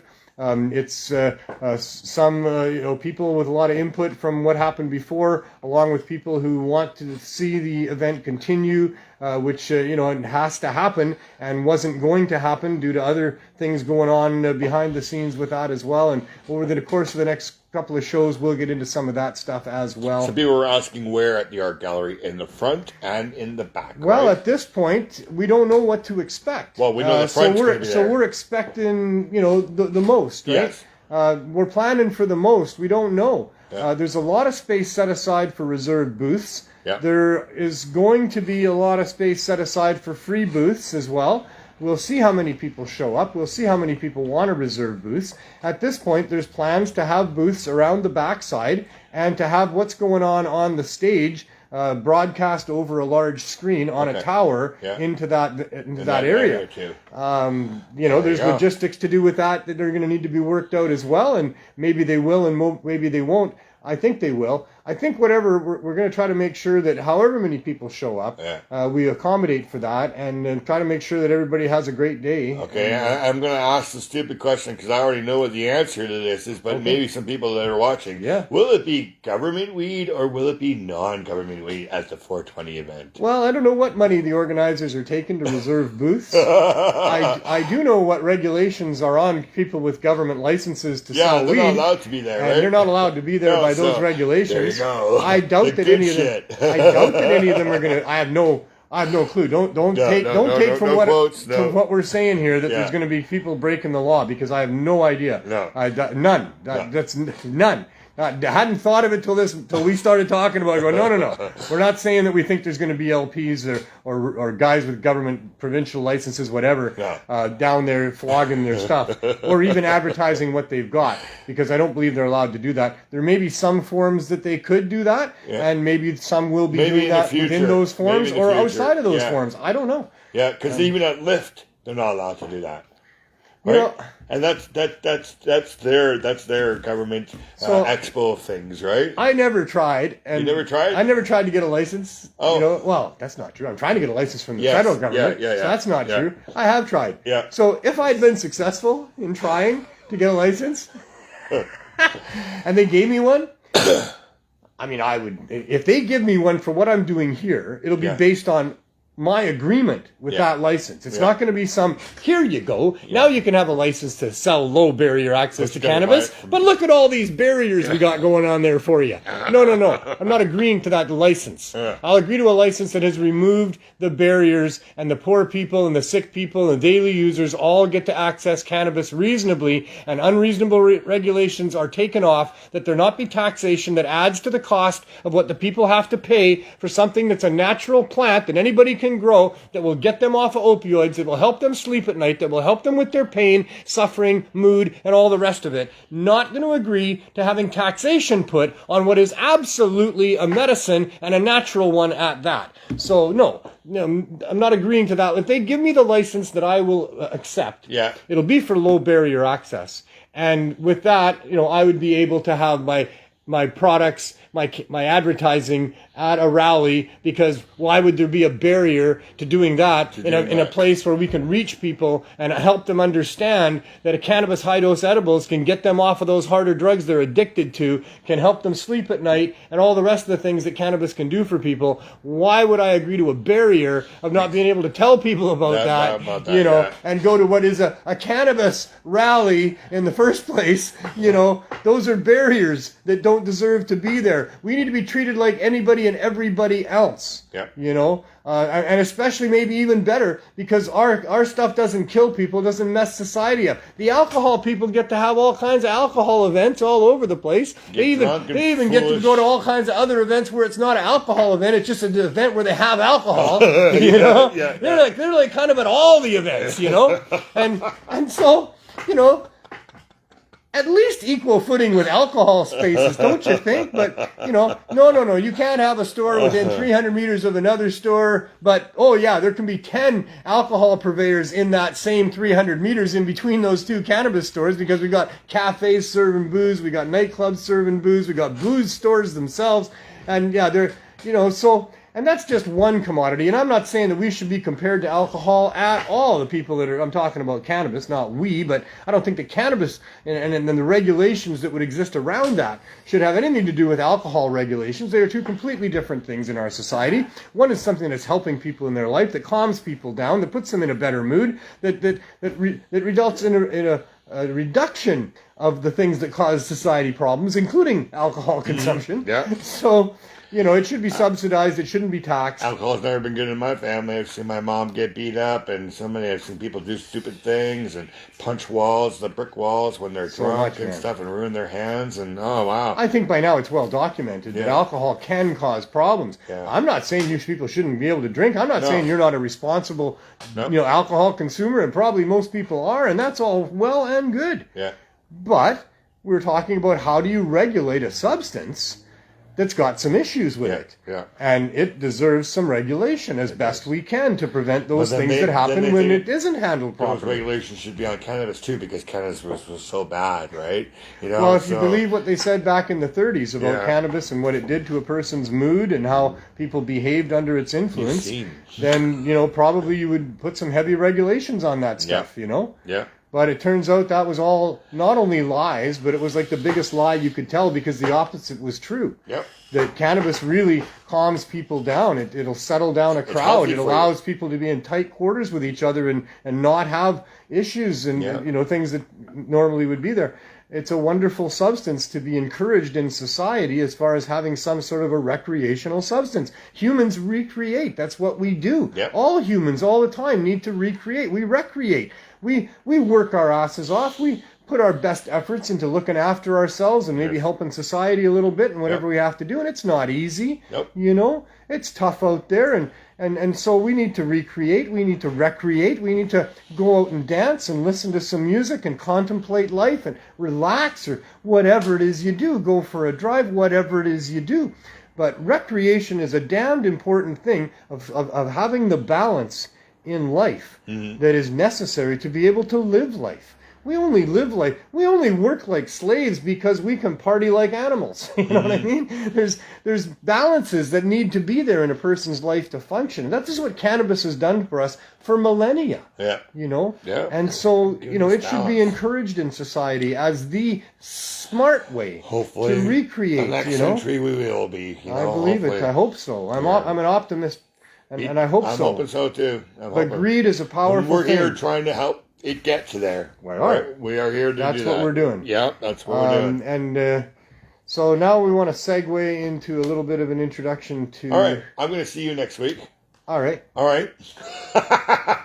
Thanks for sticking around. No I appreciate it. Yeah, we're educating people every week about a lot of things that some people don't know. And then I get feedback on that personally from people that they're happy that we talked about certain things, because I don't always get to read the comments. Sometimes you get them here, and I don't, because if I start thinking about that, then I'm not doing my job. This seems to be working, because sometimes I love it. Something. Yeah. But I personally don't get to see a lot of it, and sometimes I do. I can go back if I have time, and and if I'm smart enough. Sometimes you have to watch it as it comes. You have to watch the whole show, right? Yeah.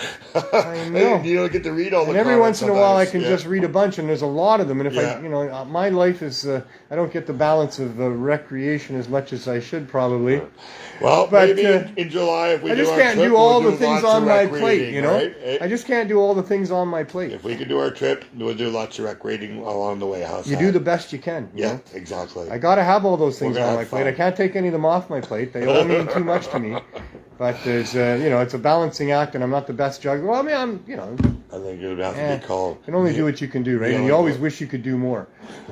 William Hicks, who's looking after our program in London, Ontario, there, he did about 160 people, but he couldn't get to everybody, and how you feel about that. But you can never get to everybody. That's just the way the world is designed, and there's always more. So you take a lot of satisfaction in what you can do, and you let the rest go. I helped Mary get a baker in Winnipeg. Somebody I know stepped up, and they're going to be her baker. So and I didn't know that was you that helped, but I was going to talk about that a little later on when I do that as well. I'll get there. Okay, I'm not quite there, but that's good. No, that's fine. You didn't tell me about that, but I was able to help. You didn't either. You hit me that was good. We didn't know there. about that, right? So anyway, we'll talk to you next week. We'll see you for the 420 session. Okay. So that brings me to something I wanted to talk about just for a moment, and that is this group that I've been working with for quite a while over the last number of months that are getting closer and closer to having some sort of a major launch, although it's even kind of up and running at the same time. But there's going to be more. But what it's about is having the state-of-the-art, world's leading database of information with respect to cannabinoids therapeutically and how they're helping people and what they're all about, and primarily talking about the best ways to extract cannabis and to use that extract in the treatment of a variety of many, many different things. And so the FECO Institute, that's FECO, for full extract cannabis oil, has now the FECO playbook, and what we're wanting to do is gather stories. We want your story about how cannabis has helped you or interacted in your life, or if it's hurt you in your life. Whatever the story might be, we would like to know what the influence of cannabis and the impacts of cannabis have been with respect to your experience. And so if you go to fecoplaybook.com, you can leave your story there. It's really easy to navigate that particular site and to leave your story. And that can really help in the future with respect to getting the truth told and getting regulations that are reasonable and serve us as a society rather than to serve the greedy needs of a few specific corporations. So go to fecoplaybook.com. If you know anybody that has a story that they want to tell, if cannabis has saved your life, and I know so many people that tell me that, and they want to tell me that, and they want to tell their story, and here's an opportunity. This is a great opportunity for us to join together our stories and to have them used to be able to further the issue with respect to getting our rights for cannabis and our access to cannabis in all of its forms, in all of its potencies, for whatever it is you want to use it for, with simply the right information dispensed with respect to how to use it and those types of things. That should be the thing that we do. One more thing is that proposed change in the United States with respect to rescheduling cannabis to outside of the schedule, as far as I understand, has another aspect to it, and that is that they want to study the impact of legalization. And I think that's great. Although there's different ways to read statistics and there's different ways to gather statistics, and hopefully they will use some sort of a truth-finding mechanism for understanding the impacts of legalization on society. And hopefully they find out what we all know they should find out, which is the actual truth of it is that if you stop criminalizing people for providing cannabis or possessing cannabis, and using millions and millions and billions of tax dollars in the process, and causing all of that disrespect for police who are running around trying to keep people from using cannabis and enforcing a law that makes no sense. The study of the impact of legalization is going to be that it is a marvelous, wonderful thing that should have been done a long time ago. And why didn't we figure out a long time ago that cannabis doesn't drive people crazy and insane? It makes them smart and healthy. And that it should be encouraged as a medicine of choice first and foremost, because that's the one that you would go to first, as it's a natural medicine that has far less side effects and really no side effects of any significance compared to what else is out there on the synthetic market. So I hope that the study into the impact of legalization proves that cannabis is what we know it is, and that is a benefit to society, something that should not be taxed or restricted, but should be subsidized and encouraged. And there we are asking governments for permission, and governments being where they don't belong, doing things that they shouldn't, acting on behalf of corporations, not the public servants that this system of ours is designed to have.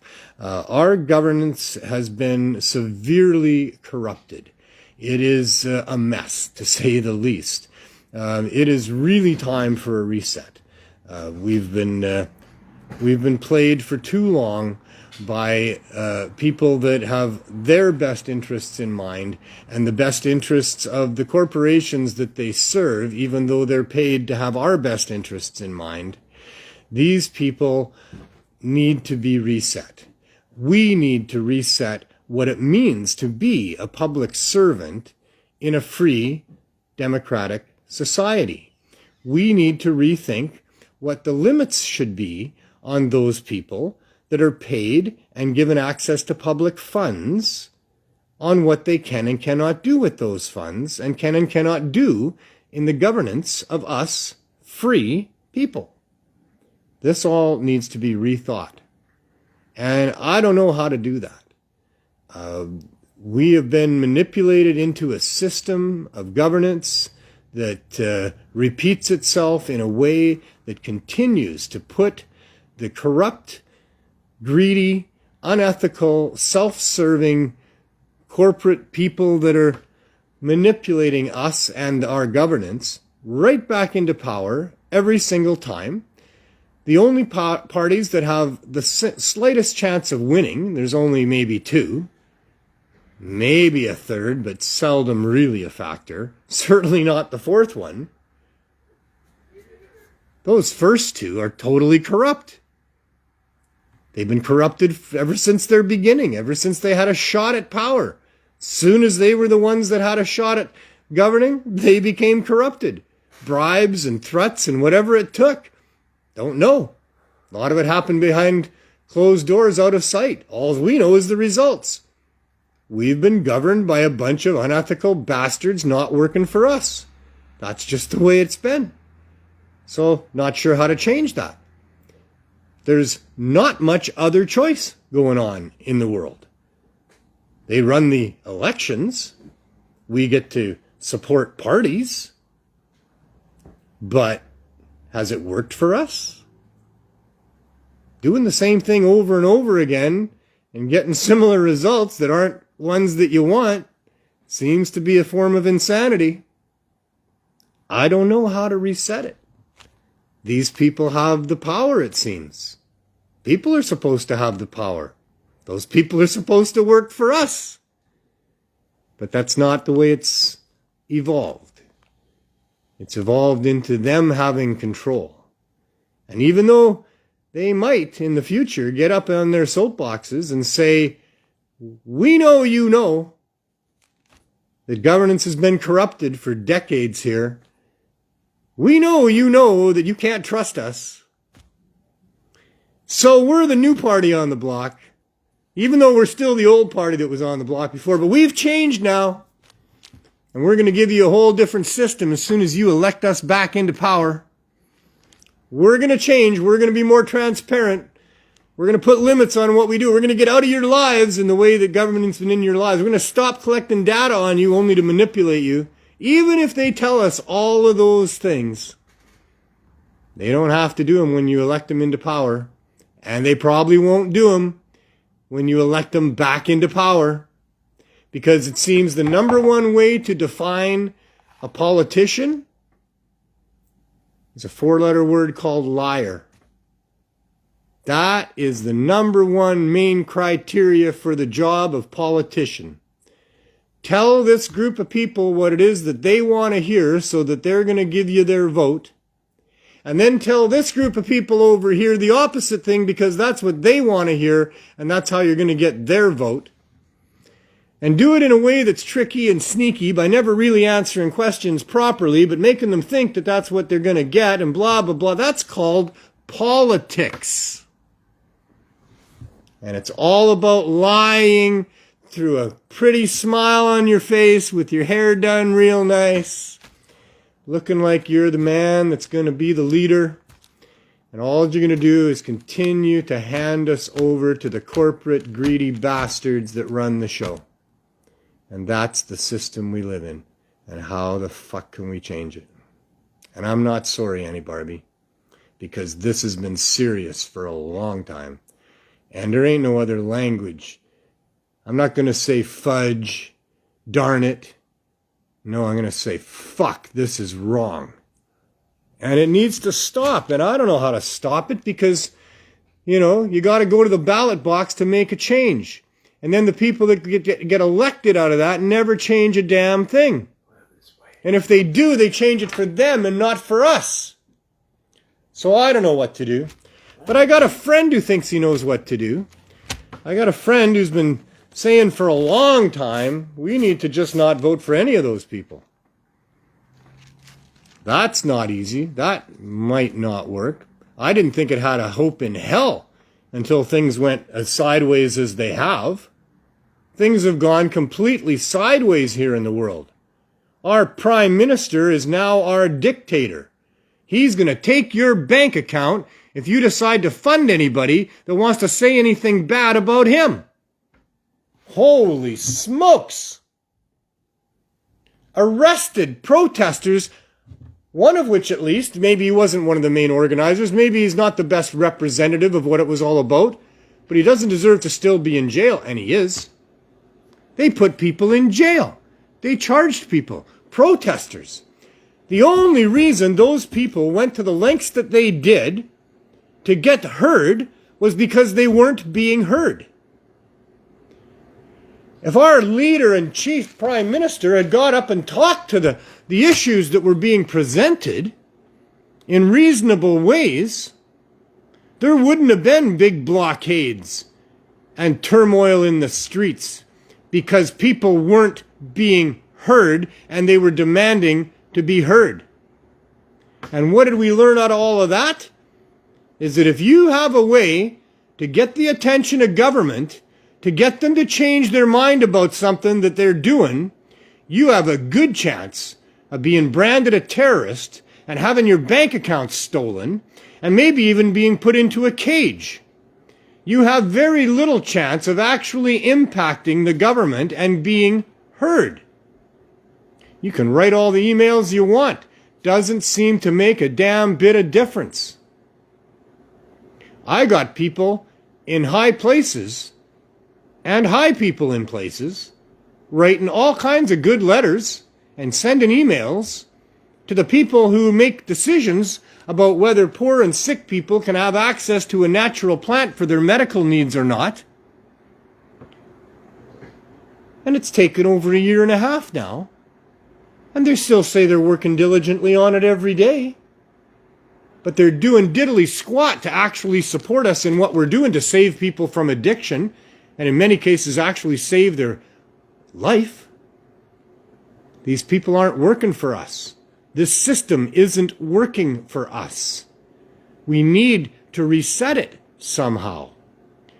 So I got a friend who thinks he knows how, and I think it's time to give him some time to explain himself a little bit, because maybe he's right and maybe we can.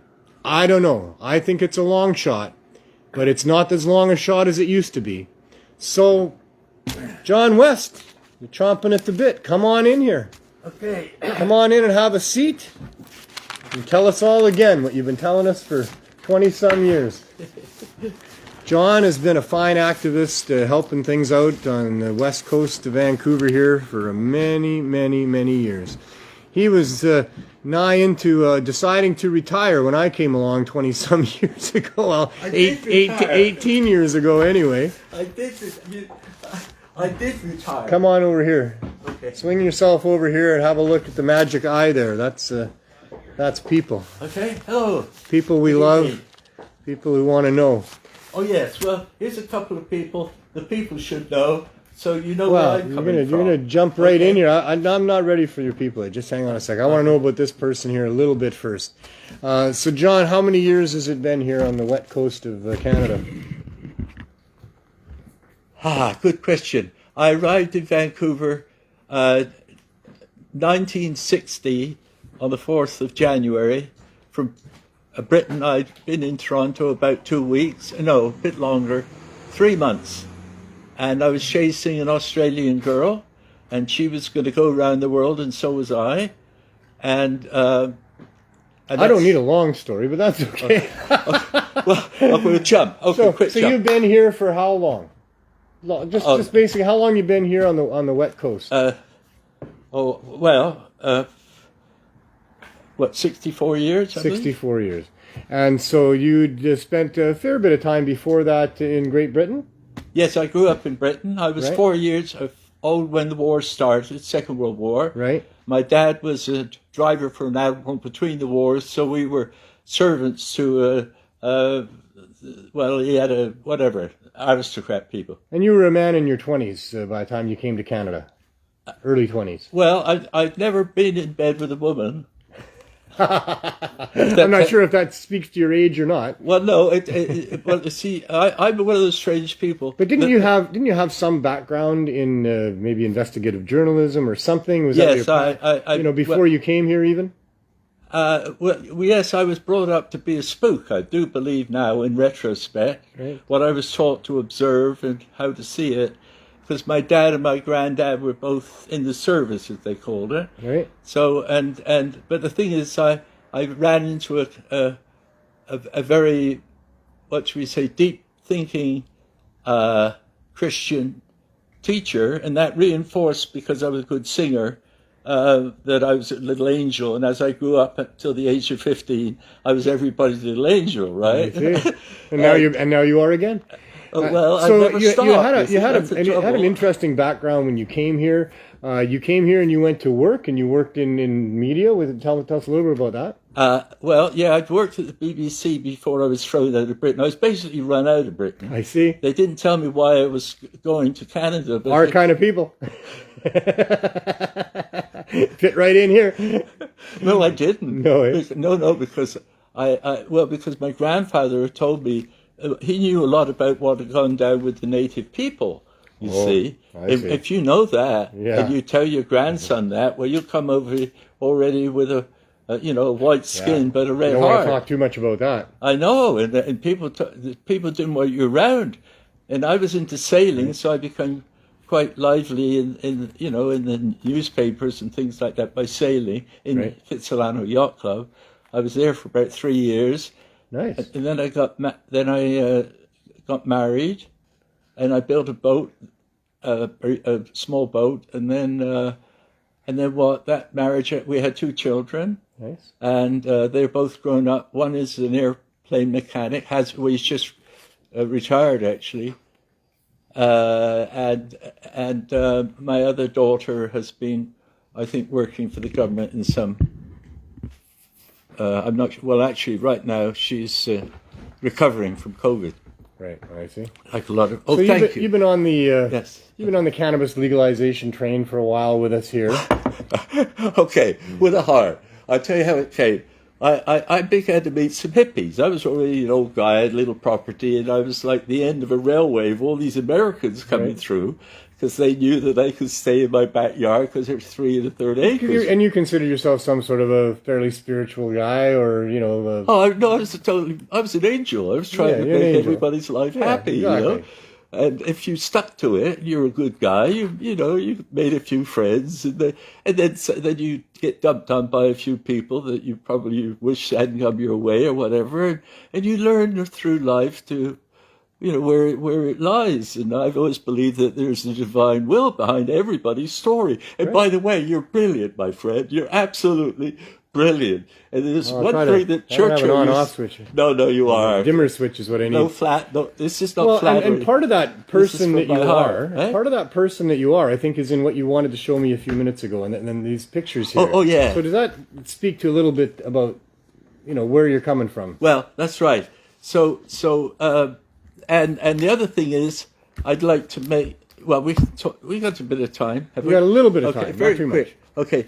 Well, this gentleman was the first. Point it that way.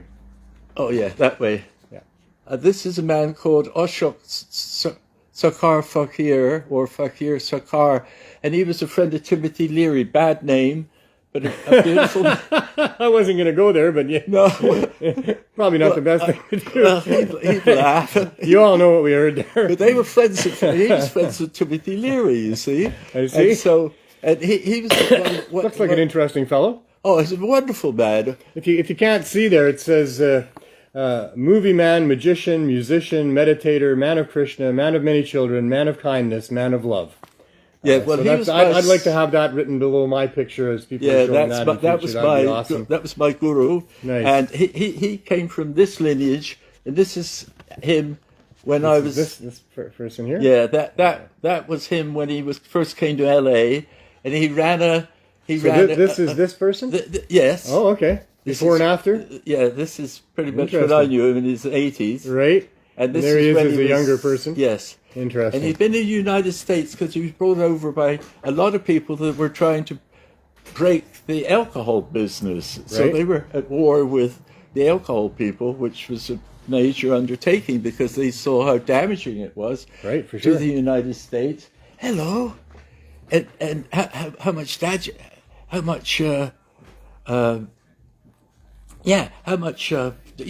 it was doing. Right. And they were intelligent people, and they were trying to, slow down on the alcohol by giving people the herb. Right.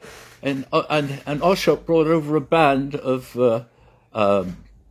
Bowls. Now the Bowls were following on the Christians because the Krishna's people, right, that had gone around the world with the idea that Christ and Krishna were one thing, and that linked that group together pretty much, and did some good in that direction, and then things got worse rather than better, as a matter of fact. Although they formed a good a good bunch of people, but it never spread any further. And why? Because they were leaving out the key thing that you're making such a case for, my brother. You are standing strong for that thing. Like very few people would have that passion. Is that a reset of government, or is that low barrier access? Well, I'm kind of passionate about both of those things. That's the same thing, because, okay, I'll tell you why we're in chaos right now. The government's gone mad. Yes. Okay. We've gone mad to allow it. Well, and landlord here will tell you why that is, and we all know why it is. Well, maybe in another show, because we're getting short of time. Yeah, but all of this led you at some point to understand that we do need to reset government. Yes, we can do that. That's our biggest problem, that we've evolved a corrupt system here, that if it continues, it's just going to continue to get worse. Yes, but most Canadians are like you, my brother. Most Canadians are, because my first issue was... Well, I'm just calling you a brother, but I'm still basically an Englishman. They never acknowledge that. We're all brothers and sisters, in my view, around the world. Doesn't matter. We're all human beings with, so much that unites us and makes us the same. You have much more legitimacy, or just as landlord has more legitimacy here, because we're... No. Because of governance? No. It all begins with a reset of our comprehension. And what we have to recognize, why we're in chaos, is because Vishnu, the creator, says, what is going on? Well, that wakes up the rat, and the rat goes to look, and he finds Shiva. And Shiva is that aspect which is and is not. That's what the gurus are saying, always did say. That's what these gurus were saying to me years ago. So a lot of this I've known for a long time. Right. And it is reset into a world where we at least acknowledge life is eternal. It's eternal. And in the moment, we shouldn't be bullied. We should not be bullied by anybody. Especially servants. We should not be shamed by anybody. So what do we do, John? Viva Shiva! Yeah, Viva Shiva! But we turned the flag over. We turned. John, I'm running out of time here. We're going to have to get to more along the point of what we can do. Okay. And you have had a plan for a long time. Yes. And it's called none of the above. Simple as that. Simple as that. Simple as that. There is a mechanism that if enough people voted none of the above... No. First, we establish right here and now with the present people, right, the concept of a caretaker movement. So that's not in place at this point. It's in place with me because I've been up on YouTube for years. That's all. So at this point, without getting everybody to buy into that and understand that and set that all up. Well, you have a chance for me. If we all just voted none of the above, it wouldn't serve our interests. It begins... No. It does serve our interests, because then, we know what happens next. I don't. That's what I'm asking. Well, I do. That's what I'm telling you. What happens next? Not in what would need to be set up, but in what would actually happen if we did that without setting that up. So if everybody just went and voted none of the above in the next federal election... Yes. Would there be a mechanism for what to do about that? Of course. You have a pool of people. You then establish a different system based on the current... I'm saying in our current system. Pardon? I'm asking in our current system. Yeah, so what would they do? Not what should they do, but what would they do if a percentage of people, like if above 50% of the people actually voted none of the above, yes, would that just prompt a re-election? Or would that prompt something that's already established that would need to happen at that point? That would have to... that we would sit down and set something up. It would have to be... Yes, it would, most of that I've set up, I know. So I know I can pass... Is that where would they have an impetus to do that? Would they be then forced to do something like that in our Constitution, in our Elections Act at this point? Yes, exactly. I haven't researched it. Maybe someone out there knows. On it. And so, what is it that would have to? What is it that would happen if that happened, without setting something up ahead of time and getting together with people and saying, "Hey, everybody, let's vote for this," and then this would happen if the government agrees to that. Because my issue is the government, if they need to agree to it, they're probably not going to agree to it. No, they don't have to agree to it. We should go forced. separately. They can still have their election, but if less than 50% of the I remember, forget the numbers now, but I know the numbers. We'll have to look that up and see what it is in the Elections Act. Yeah, well, and most of it doesn't even exist. Well, that's what I'm saying. If it doesn't exist, then what would they do? Well, they're probably going to do everything they can to save themselves. We'd have to sit down and go over right? this. We'd have to go over this, on a specific way with something. But see, I work by myself. I'm not really. I still claim that I'm not Canadian. I'm leaving it to people like you to do the things that I know need to get done. That's all I want to share. Okay. That's all I have to share. And I think that's great. I think that, so there's an opportunity there. We need to understand what the Elections Act is. We need to understand... We have to reread it. They change it all the time. Well, that's what I mean. The people that are changing that thing are the people that are now elected into power, which isn't probably a good way. I don't like expressing it like that because I don't like them to be in power over us. These are public servants. System, that is completely opposite. How can you have people elected to be public servants who are then in power over you? But those people have that power to change or not change, or change to only ways that benefit them. And that's the thing. This is the politics that we've been living under. This is what's become so evident, is that they say, hey, everybody, we're going to do this for you, and we're going to make this great change to protect you from us. And then they go ahead and do it, and what they actually do is all just weasel words, because what they really did was they grabbed more power, and we're just fucked even more. No, it's like, look at it this way. This is what's been going on. How do you get these people to put into place these things that we would need to be able to reset things? Well, clearly, that's why I don't know if we're stuck, but I was hoping that there was a good answer for that. Well, if you believe I don't have thousands of people can think the same way. I do, John. I think exactly. And that's why I'm saying what you've brought here is great, because if a bunch of people get on that and we look into that and we figure out how to change those things in some way and work towards that, then maybe that is the way that things can change. Let me just raise the trident again. Draw the symbol once again. The circle, the I'm here in it with everybody else, and look at this. We're a tree of life. We're not crumpled cross. We're a new being, where we find peace between all the people on earth, not just... And the law has no meaning anymore. Law is what we're talking now. Common sense, decency, integrity. We got to disarm a bunch of people first, and we got to convince them. We got to somehow get rid of them or convince them to go along with not using their billions of dollars to continue to oppress us. There are ways to do that. All of these sorts of movements, like you're talking about, have some power. It gives them more things to think about. And, that's right. Sharpen them up. And along the way, They'll join us. But I'm going to have to cut it off at that, and we'll talk some more later. Thanks for coming and giving us what you got, John. I know there's a lot more. You can probably see John at 420 coming up at the Art Gallery here in Vancouver. Thanks, John. You do great work, my friend. Well, thank you. We do the best. We do the best we can. Better than you, but the best you can. So in any case, we're running a little bit later than we normally like to, and that's all right. We like to get the content out there to you. For a moment, I will talk about the Cannabis Substitution Program.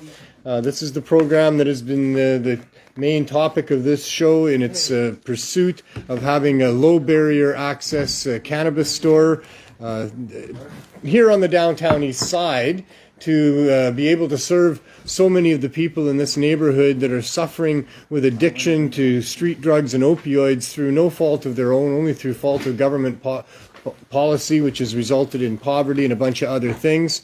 And so we have this program that we put together where we decided to make it as easy as possible to get access to high-dose cannabis edibles. And we've been trying to use that program as part of a push to be able to get a storefront for people to be able to have low barrier access, not just no cost, but low cost cannabis. So it makes sense that there's a business model in place where rents can be paid and wages can be paid and producers can be paid fairly for their productions of things. And that needs to exist in this world. There needs to be low barrier access to cannabis. So this show primarily has been about that for a long time. And so that's what we're doing. It's the Cannabis Substitution program in a collaboration with the Healing Wave Dispensary, and we moved this program into that collaboration coming up to 2 years ago, where we got a storefront based on a motion passed by the municipal council here stating that they would support low barrier access, and we met with them, and that was the agreement that we had. But the storefront was not allowed to actually get that license from the city, as it turned out, until we could get that license from the federal government, which should have been able to have happened within that time, but it hasn't. And in fact, the federal government has, absurdly enough, been now over a year and a half since we put in a very comprehensive application, not an application that's complicated or hard to understand, an application that would be easy to understand, to continue to do what we had been proving successful and demonstrating for the years leading up to that. 3.5 years had passed already by the time we put our application in, 5.5 or 5 months or so before we put it in from the store. And so we're still waiting for that, and we're still waiting for a government to recognize that what they're doing is murdering people by not allowing them access to high-dose cannabis edibles. We're proving that cannabis high-dose edibles saves lives. We have 260 plus people in a program where we've been providing that for free to them for years and keeping them alive, and we could expand that program if we had government support, and they're not giving us that yet. So it's very corrupt, and we're not sure what to do about all that. But in the meantime, not being able to occupy the store anymore, we did get an RV, and instead of remaining with what we'd been doing before the store, which was to be out on a sidewalk handing out care packs a couple times a week, we moved the operation into the RV that we got literally overnight, and continued to serve the community here the way that they needed to be served. Obviously, having 260 people in a program where they can come to us and get high-dose edibles to offset what had been the use of hard drugs and opioids is something that you can't just walk away on. You can't stop being there for people. So having been operating the store for 5.5 months, we then got an RV to be able to be right there where we had been so people could find us, because many of the people that we're helping don't have the ability to know where we would be next handing things out. And the RV just made sense, and we thought it was going to be a short-term thing. And instead of being a short-term thing, we've been in the RV for 17 months. That is actually 9.5 years in RV time, because being in an RV 8 hours a day, 6 days a week, it really takes its toll on people. It's a cramped RV. You have to be turned and twisted to be able to work at the window. I have, George is large and Andrew's fine. But in any case, that's where we are. That's where we've been. And those who watch the show regularly, you know that. And those that don't, well, we're going to go out there and just see what life in the RV is like real quick. And that's what we're doing. So let's go find out what's going on in the Healing Wave Cannabis Substitution Program RV. And landlord is with me. I didn't even give you a moment. Do you need a moment? Or are you just going to... Oh, I just come to say hi. Well, hi. My son has to get some weed off you to roll. Right. Of course, because he's been rolling up a storm for us. One of our most relied upon things and people. And we need more and more now because we've got 420 coming. So he's not only rolling joints for us, but he's rolling joints for 420. I'm tired. He's tired. Look at you. Can you get out of that chair or what? Yeah. That's Good to see you, friend. Hi, John. Hey, hold on.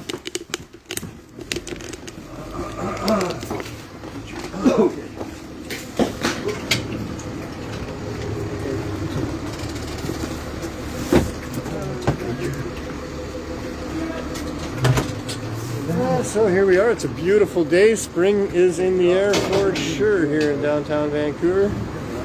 And we're right close to Hastings in Maine, one of the, probably the worst center. I don't know, I haven't been to many of the other ones, but they say it's as bad as it can get here. Things are looking pretty clean today. That's when there's more meth than heroin around. People clean a lot. But none of those things are very good for people when they can't get off it. Because it's fine for people who want to use whatever they want to use, but be forewarned that if you use those things a lot, it can be hard to stop using them. In fact, you have to go through withdrawal. And withdrawal is the big barrier. If there is if there's any barrier, it's withdrawal. And getting through that, when your body is used to having large amounts of these hard substances, or harsh is probably a better word, harsh, yeah, for sure. You wouldn't believe what we see around here with respect to how harsh these substances can be on what they're told is that they take on human beings. And so many of the human beings that are here acting those things out and exposing those things to everybody that sees them, they want off. And there's so many people that are going through stuff like that aren't on the streets here. They're under the influence of those substances and can't get off because they were injured in an accident somehow, or whatever happened to them. You know, circumstances basically out of their control, other than the fact that they agreed with their physician to go on to opiate-based medicines to deal with what they're dealing with. And then they ended up getting to the point where they had to go through withdrawal to get off those medications. Or maybe those medications didn't really solve the issue, they just temporarily maintained an ability to deal with those issues. But in any case, there's people all over the place that we don't see, that are behind closed doors, that are using substances alone because they don't want anybody to know what they're doing. And they need a way off of these things. And cannabis high-dose edibles is probably the best way off of those things. I don't know if there's better ways. I can't really know. It's an individual thing for everybody. So maybe for one person it isn't the best way off. Maybe there are pharmaceutical options. Maybe these pharmaceutical companies who want to provide their own options for helping people get off of the stuff that they're on because of their options, you know, maybe some of those options are good or better for some individuals. I don't know. I do know that cannabis is a real possible way off and a way through withdrawal. I do know that. I've witnessed that hundreds of times. It needs to be in the toolbox of options that people have for themselves to be able to get through withdrawal.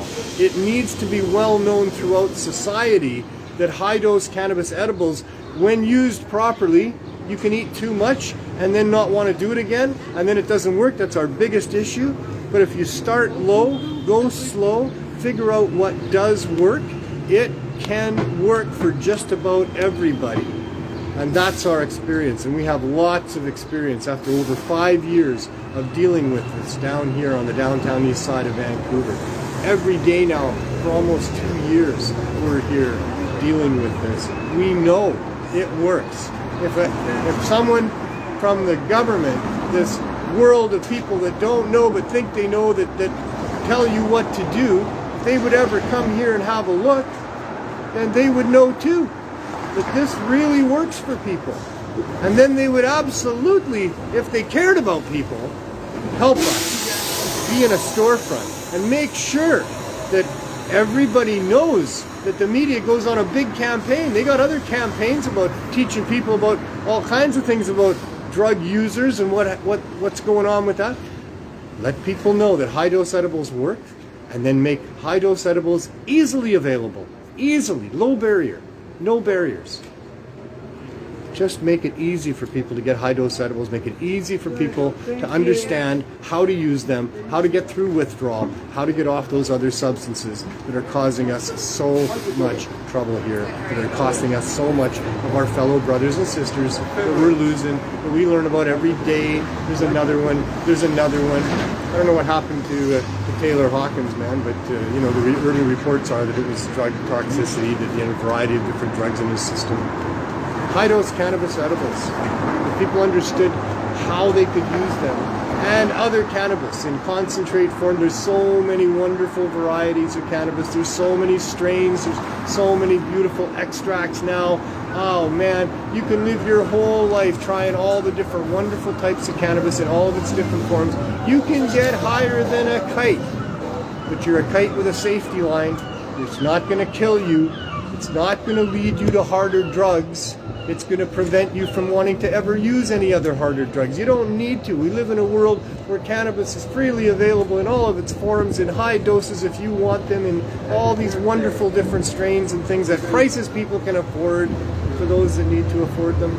That's what we got to have going on here, and without it, people are dying every day, here and all over the place. people are dying because of bad government policy, from a lack of knowledge about the value of cannabis to help people not die on these other deadly drugs, and by a lack of availability through tight restrictions and government regulations that only make sense for people that want to get rich off of a plant and want to monopolize and manipulate a population into being forced into paying huge prices for a plant that just helps people and can be grown easily.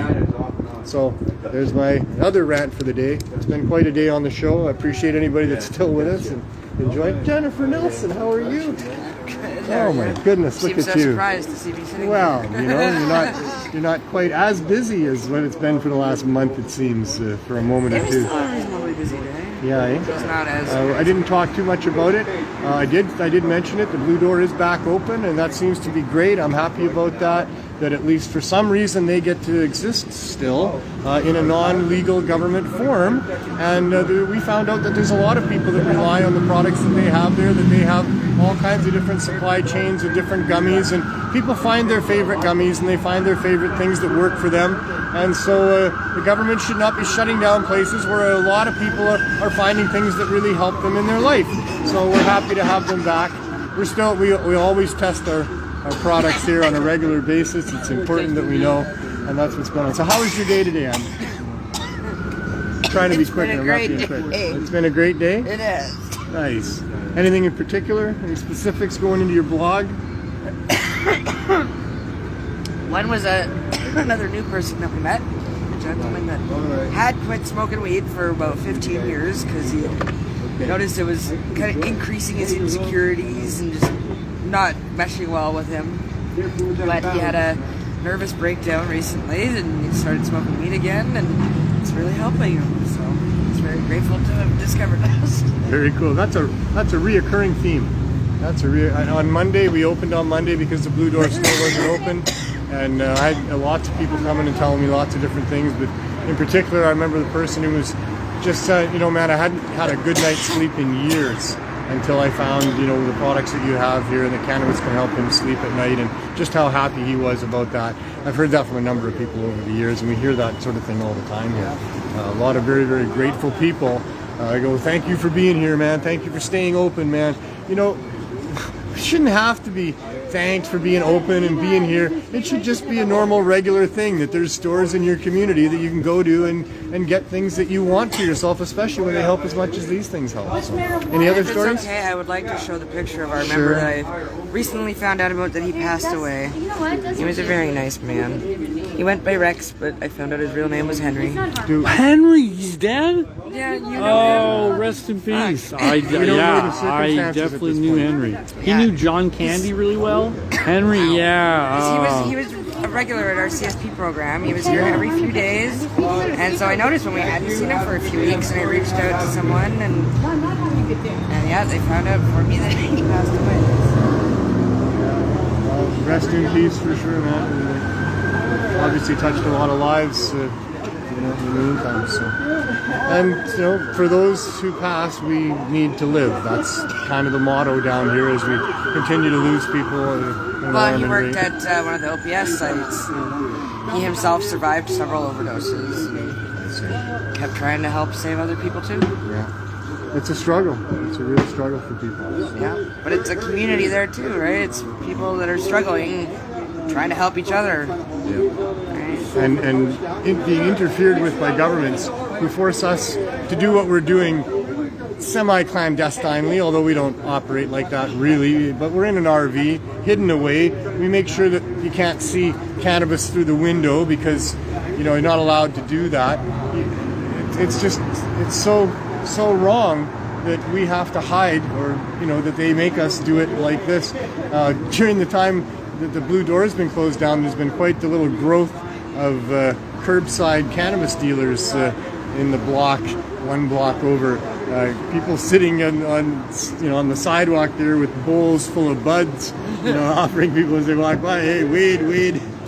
So anyway, Blue Door's back. Oh, you got your flowers? I figured I would show those off too. A customer brought those, and they just so happened to match the ones I'm wearing today. So are these earrings again? They're real flowers. They're real flowers. Be gentle. Do they smell like this?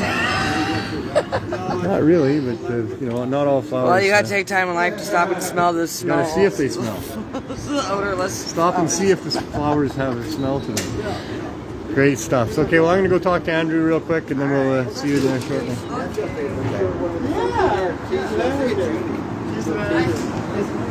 We're not really all that clandestine here. We were for a year just in the RV. We didn't have any signs up. Most of the cars driving by, they would have no idea what we were doing here. They would just know that there was an RV parked here. Even people walking by, they didn't know. You know, we have people come to the window sometimes, and they'd say, you know, well, what do you sell here? Do you have, you know, up? Do you have down? Do you have meth? They know, man, we're here to provide cannabis for people as an option to those things. But after all of last year not having our signs out, because that's what the VPD told us, you know, when they first raided us 2 weeks after we started with the RV here 17 months ago, I figured a full year of not having signs up was enough of that, and a new year is a new deal. And so we've got our signs up every time we're out here, and so everybody driving by now gets to see what we're doing, and gets to read our signs a little bit and find out what we think about the laws and what it is that we're here to do to try to help the neighborhood. So that's awesome. And what this is with helping the neighborhood is the Cannabis Substitution Program. And if you're a member of that, you can access it through the back door. And I'll let Andrew tell you what that substitution program is all about with the secret knock. So, hello. Hey Andrew. How's it going? So landlord's here. He just got a care pack. Yeah, I got my gummies, my CBD gummies. Got a handful of things there. I got some little pastries. Yeah, those are brownies. Brownies. Yeah, those are Joe Pepper brownies. I take half a gummy, 80 milligrams, and it helps me with my my pain, because I have a balance problem, vertigo right now. But this helps me every day, and if it wasn't for this program, I'd be in major pain. But how long you been coming to the program? I've been coming to the program since you started it, I think. So over 5 years. Yeah, over at Bandu. Yeah, you would have been there the first day or two for sure. First time or two that I was there, for sure. But you got some gummies, you got a joint in there. Nice. Well, let's ask Andrew what's going on. Yeah. So hi, Andrew. How's it going? So that landlord's got some stuff here. He got that from you, apparently. Yes, he did. How did that work? How did that work? It went like this.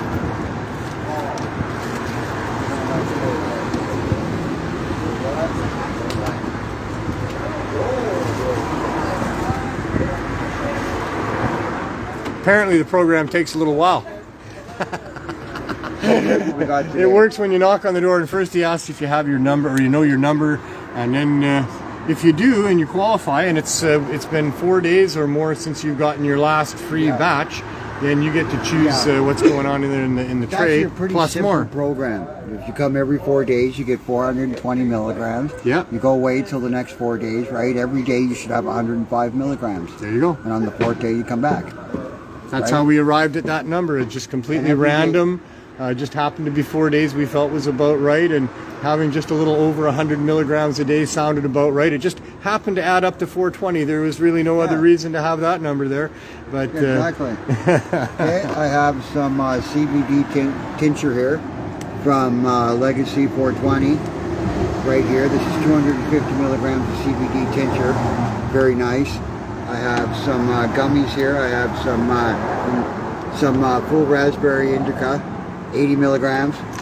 I have some indica CBD, 40 and 40. That's black cherry, 1-to-1. I have some sativa, 40 and 40. That means 40 CBD, 40 indica, sativa, mango. And this is full CBD. We've had a lot of people have come in for CBD lately. Full CBD. I have some cookies here. I have, these ones are from Amy. Right. These are 100 milligram chocolate chip cookies. Nice. And these ones were from Joe. These are the most popular ones. Right. People love them. These are 100 milligrams. we should call her Joe Popular. And this one here, I have some peanut butter cookies from Amy. That's very popular. And I have... So where's the Green Wilderness stuff? You don't have any left. You don't... I What? haven't done any up. Oh, you just don't have any done up. I don't, They've been too busy. They've been busy. Okay, it's not that we don't have any Green Wilderness gummies. We do. And I got some. And These are from Canna. These are 200 milligram chocolate chip cookies. beautiful. That's 200 milligrams for someone who wants very strong. Nice. You know, some people say I just want to get high because I'm in pain. So one of these would do nice. Right? Yeah. And I also have some Keith pills. These are very popular. Some people have been taking these lately. These are 50 milligrams each, and we made them right here. These are very nice. People can open them up. There's people that are opening them up, and they're putting it into their joint and smoking it. I see. That's the way they want it. That can be a thing to do if it's they're going to get their medicine, key, right? for sure. These are 50 milligram capsules. Right. These are very popular, Nice. right?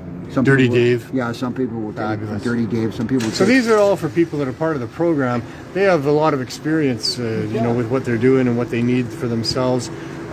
These types of high dose edibles, of course, if we're putting them out other than through the program to people that maybe don't understand, we make sure they know that, you know, you can eat too much. That you need to start low and go slow from there and find what is the right range for people.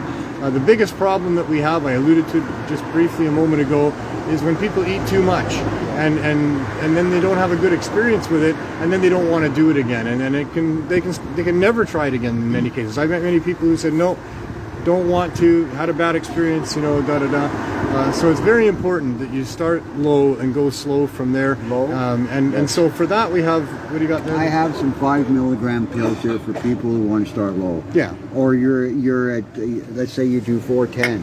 It comes, you get some gummies and you get something, right? It comes to 410. You can give them some of these, right? But more importantly, it's for people who really, you know, want to have a low dose because that's what works for them in many cases, or they're just starting out and they want to know. Of people. I mean, the government caps their edibles at 10 milligrams per dose, which is the right dose for someone starting out. But especially if you're using it for pain, or once you understand the effects, most people require and want a much higher dose than that, and that needs to be available as well. If I was giving out 10 milligram edibles, I need a lot of donations, quite a bit of donations. Well, and people be eating a lot of cookies to get that 100 milligrams, right? They got to eat 10 cookies to get 100 milligrams, and 100 isn't enough for lots of people. They'd have to eat 20 cookies. You know? A lot of people that come here want the same thing all the time. A lot of people. Yeah. Can I have the same as I had before? Well, what did you have? I had this. Do you have this? Right. Well, and we keep track of all that for them too. We keep track of all. We know everything that everybody takes every time, so that when they come back, we can tell them what they had. We can make suggestions about things that might work better for them. I can check their number, see if they've been here 4 days. You know, I can make an exception for some people, right? Yeah, of course. Yeah, I can always do that. Rules are made to be broken sometimes when it's important. This is not like, you know, we're talking human lives here. We're not talking about, you know, adhering strictly to a program. We're not in the army. You know, some people have more needs. Some people have less needs. Everybody makes mistakes. One guy, you know, gave up his number recently because he wasn't using the program enough, and he felt somebody else should have that number. You know, everybody works together and does the best we can with what we've got, and it works great. So, you know, we're flexible. When I was doing we don't turn anybody away, and we're flexible. And when people aren't part of the program, you know, we don't say, oh no, we got nothing for you, there you go. We just say, I'm sorry you can't be part of the program, but there's an edible, there's a joint at the side window. You can have a 30 milligram cookie from Mike the Cookie Monster, fantastic guy. How much we, you know, or you can have a 100 milligram muffin from John Murray. I explained how many members we got, and then I explained how many members are on the waiting list. Yeah. And then they kind of understand, but I say, you go around the corner and get it. You can get a muffin if you want, or a cookie, or a joint. Yeah, we never let anybody walk away empty-handed, and sometimes they need 2 or 3 muffins. You know, sometimes they've got a friend at home or whatever it is. We be as generous as we can be here, and thanks to those angels, Mike and John, we can be quite generous here, and we can give people what they need for the most part. I know what it's like out there. I've been there but we could sure use some more help, and we could sure use government help. It's unfortunate we have to ask government for we help. Shouldn't have to ask. They should be here going, oh, okay, we see you people are helping. Let's help you help people. It's a crisis out there. That's what should be happening. You know, this week there was more than about $5 million spent on drugs this week when everybody got their check from the welfare, right? And where do you want them to? You want the money to go to drugs? You don't want the money to go to drugs. You want the money to go to healthy things. Yeah, to food and things that they need properly. Food, the things they need, clothing, right? And help. They need help out there. And a bit of cheap cannabis. And that's why we're here. And that's why we're here. To help the people, right? All right, we're going to come back and see you on the other side for a moment. We will put this with you. And thanks, John. Good night. Thanks very much. Good night. Thanks, landlord.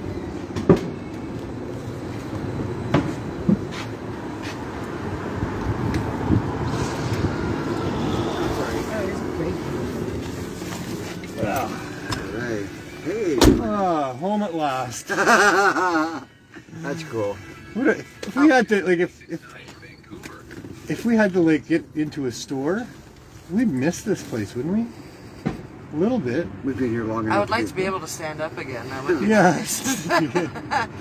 But definitely, there's pros and cons, I guess, to there both. is. I was just thinking, it just sort of struck me that this has been kind of like home for a while. There's something, you know, very familiar almost about 2 this years, space, so, you know. yeah. It's evolved into things, and you know, it's kind of got that homey a little bit of flowers kind of get you. But anyway, so here, this is the Healing Wave RV. George is moving for the day, and we've been here for 17 months, 8 hours a day, 6 days a week. For the last month, we've been 7 days. We all like not. Jen, yeah, she never goes home. Andrew, we have to kick him out once in a while. If he didn't have a girlfriend, he'd be here every day. But yeah, he's taking ladies. But yeah, it's you know, it's been a long run here. We would really like to get some sort of cooperation from governments that would allow us to do it properly.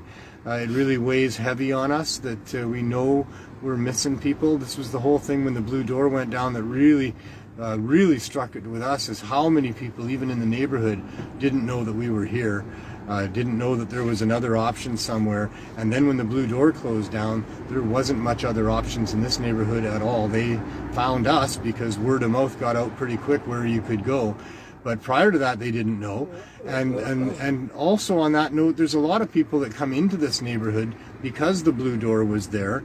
People that need to be able to discreetly on a Friday or Saturday night, you know, go for a walk down Hastings Street, slip into a store, pick up some edibles, go home and get off of the opioids that they've been stuck on.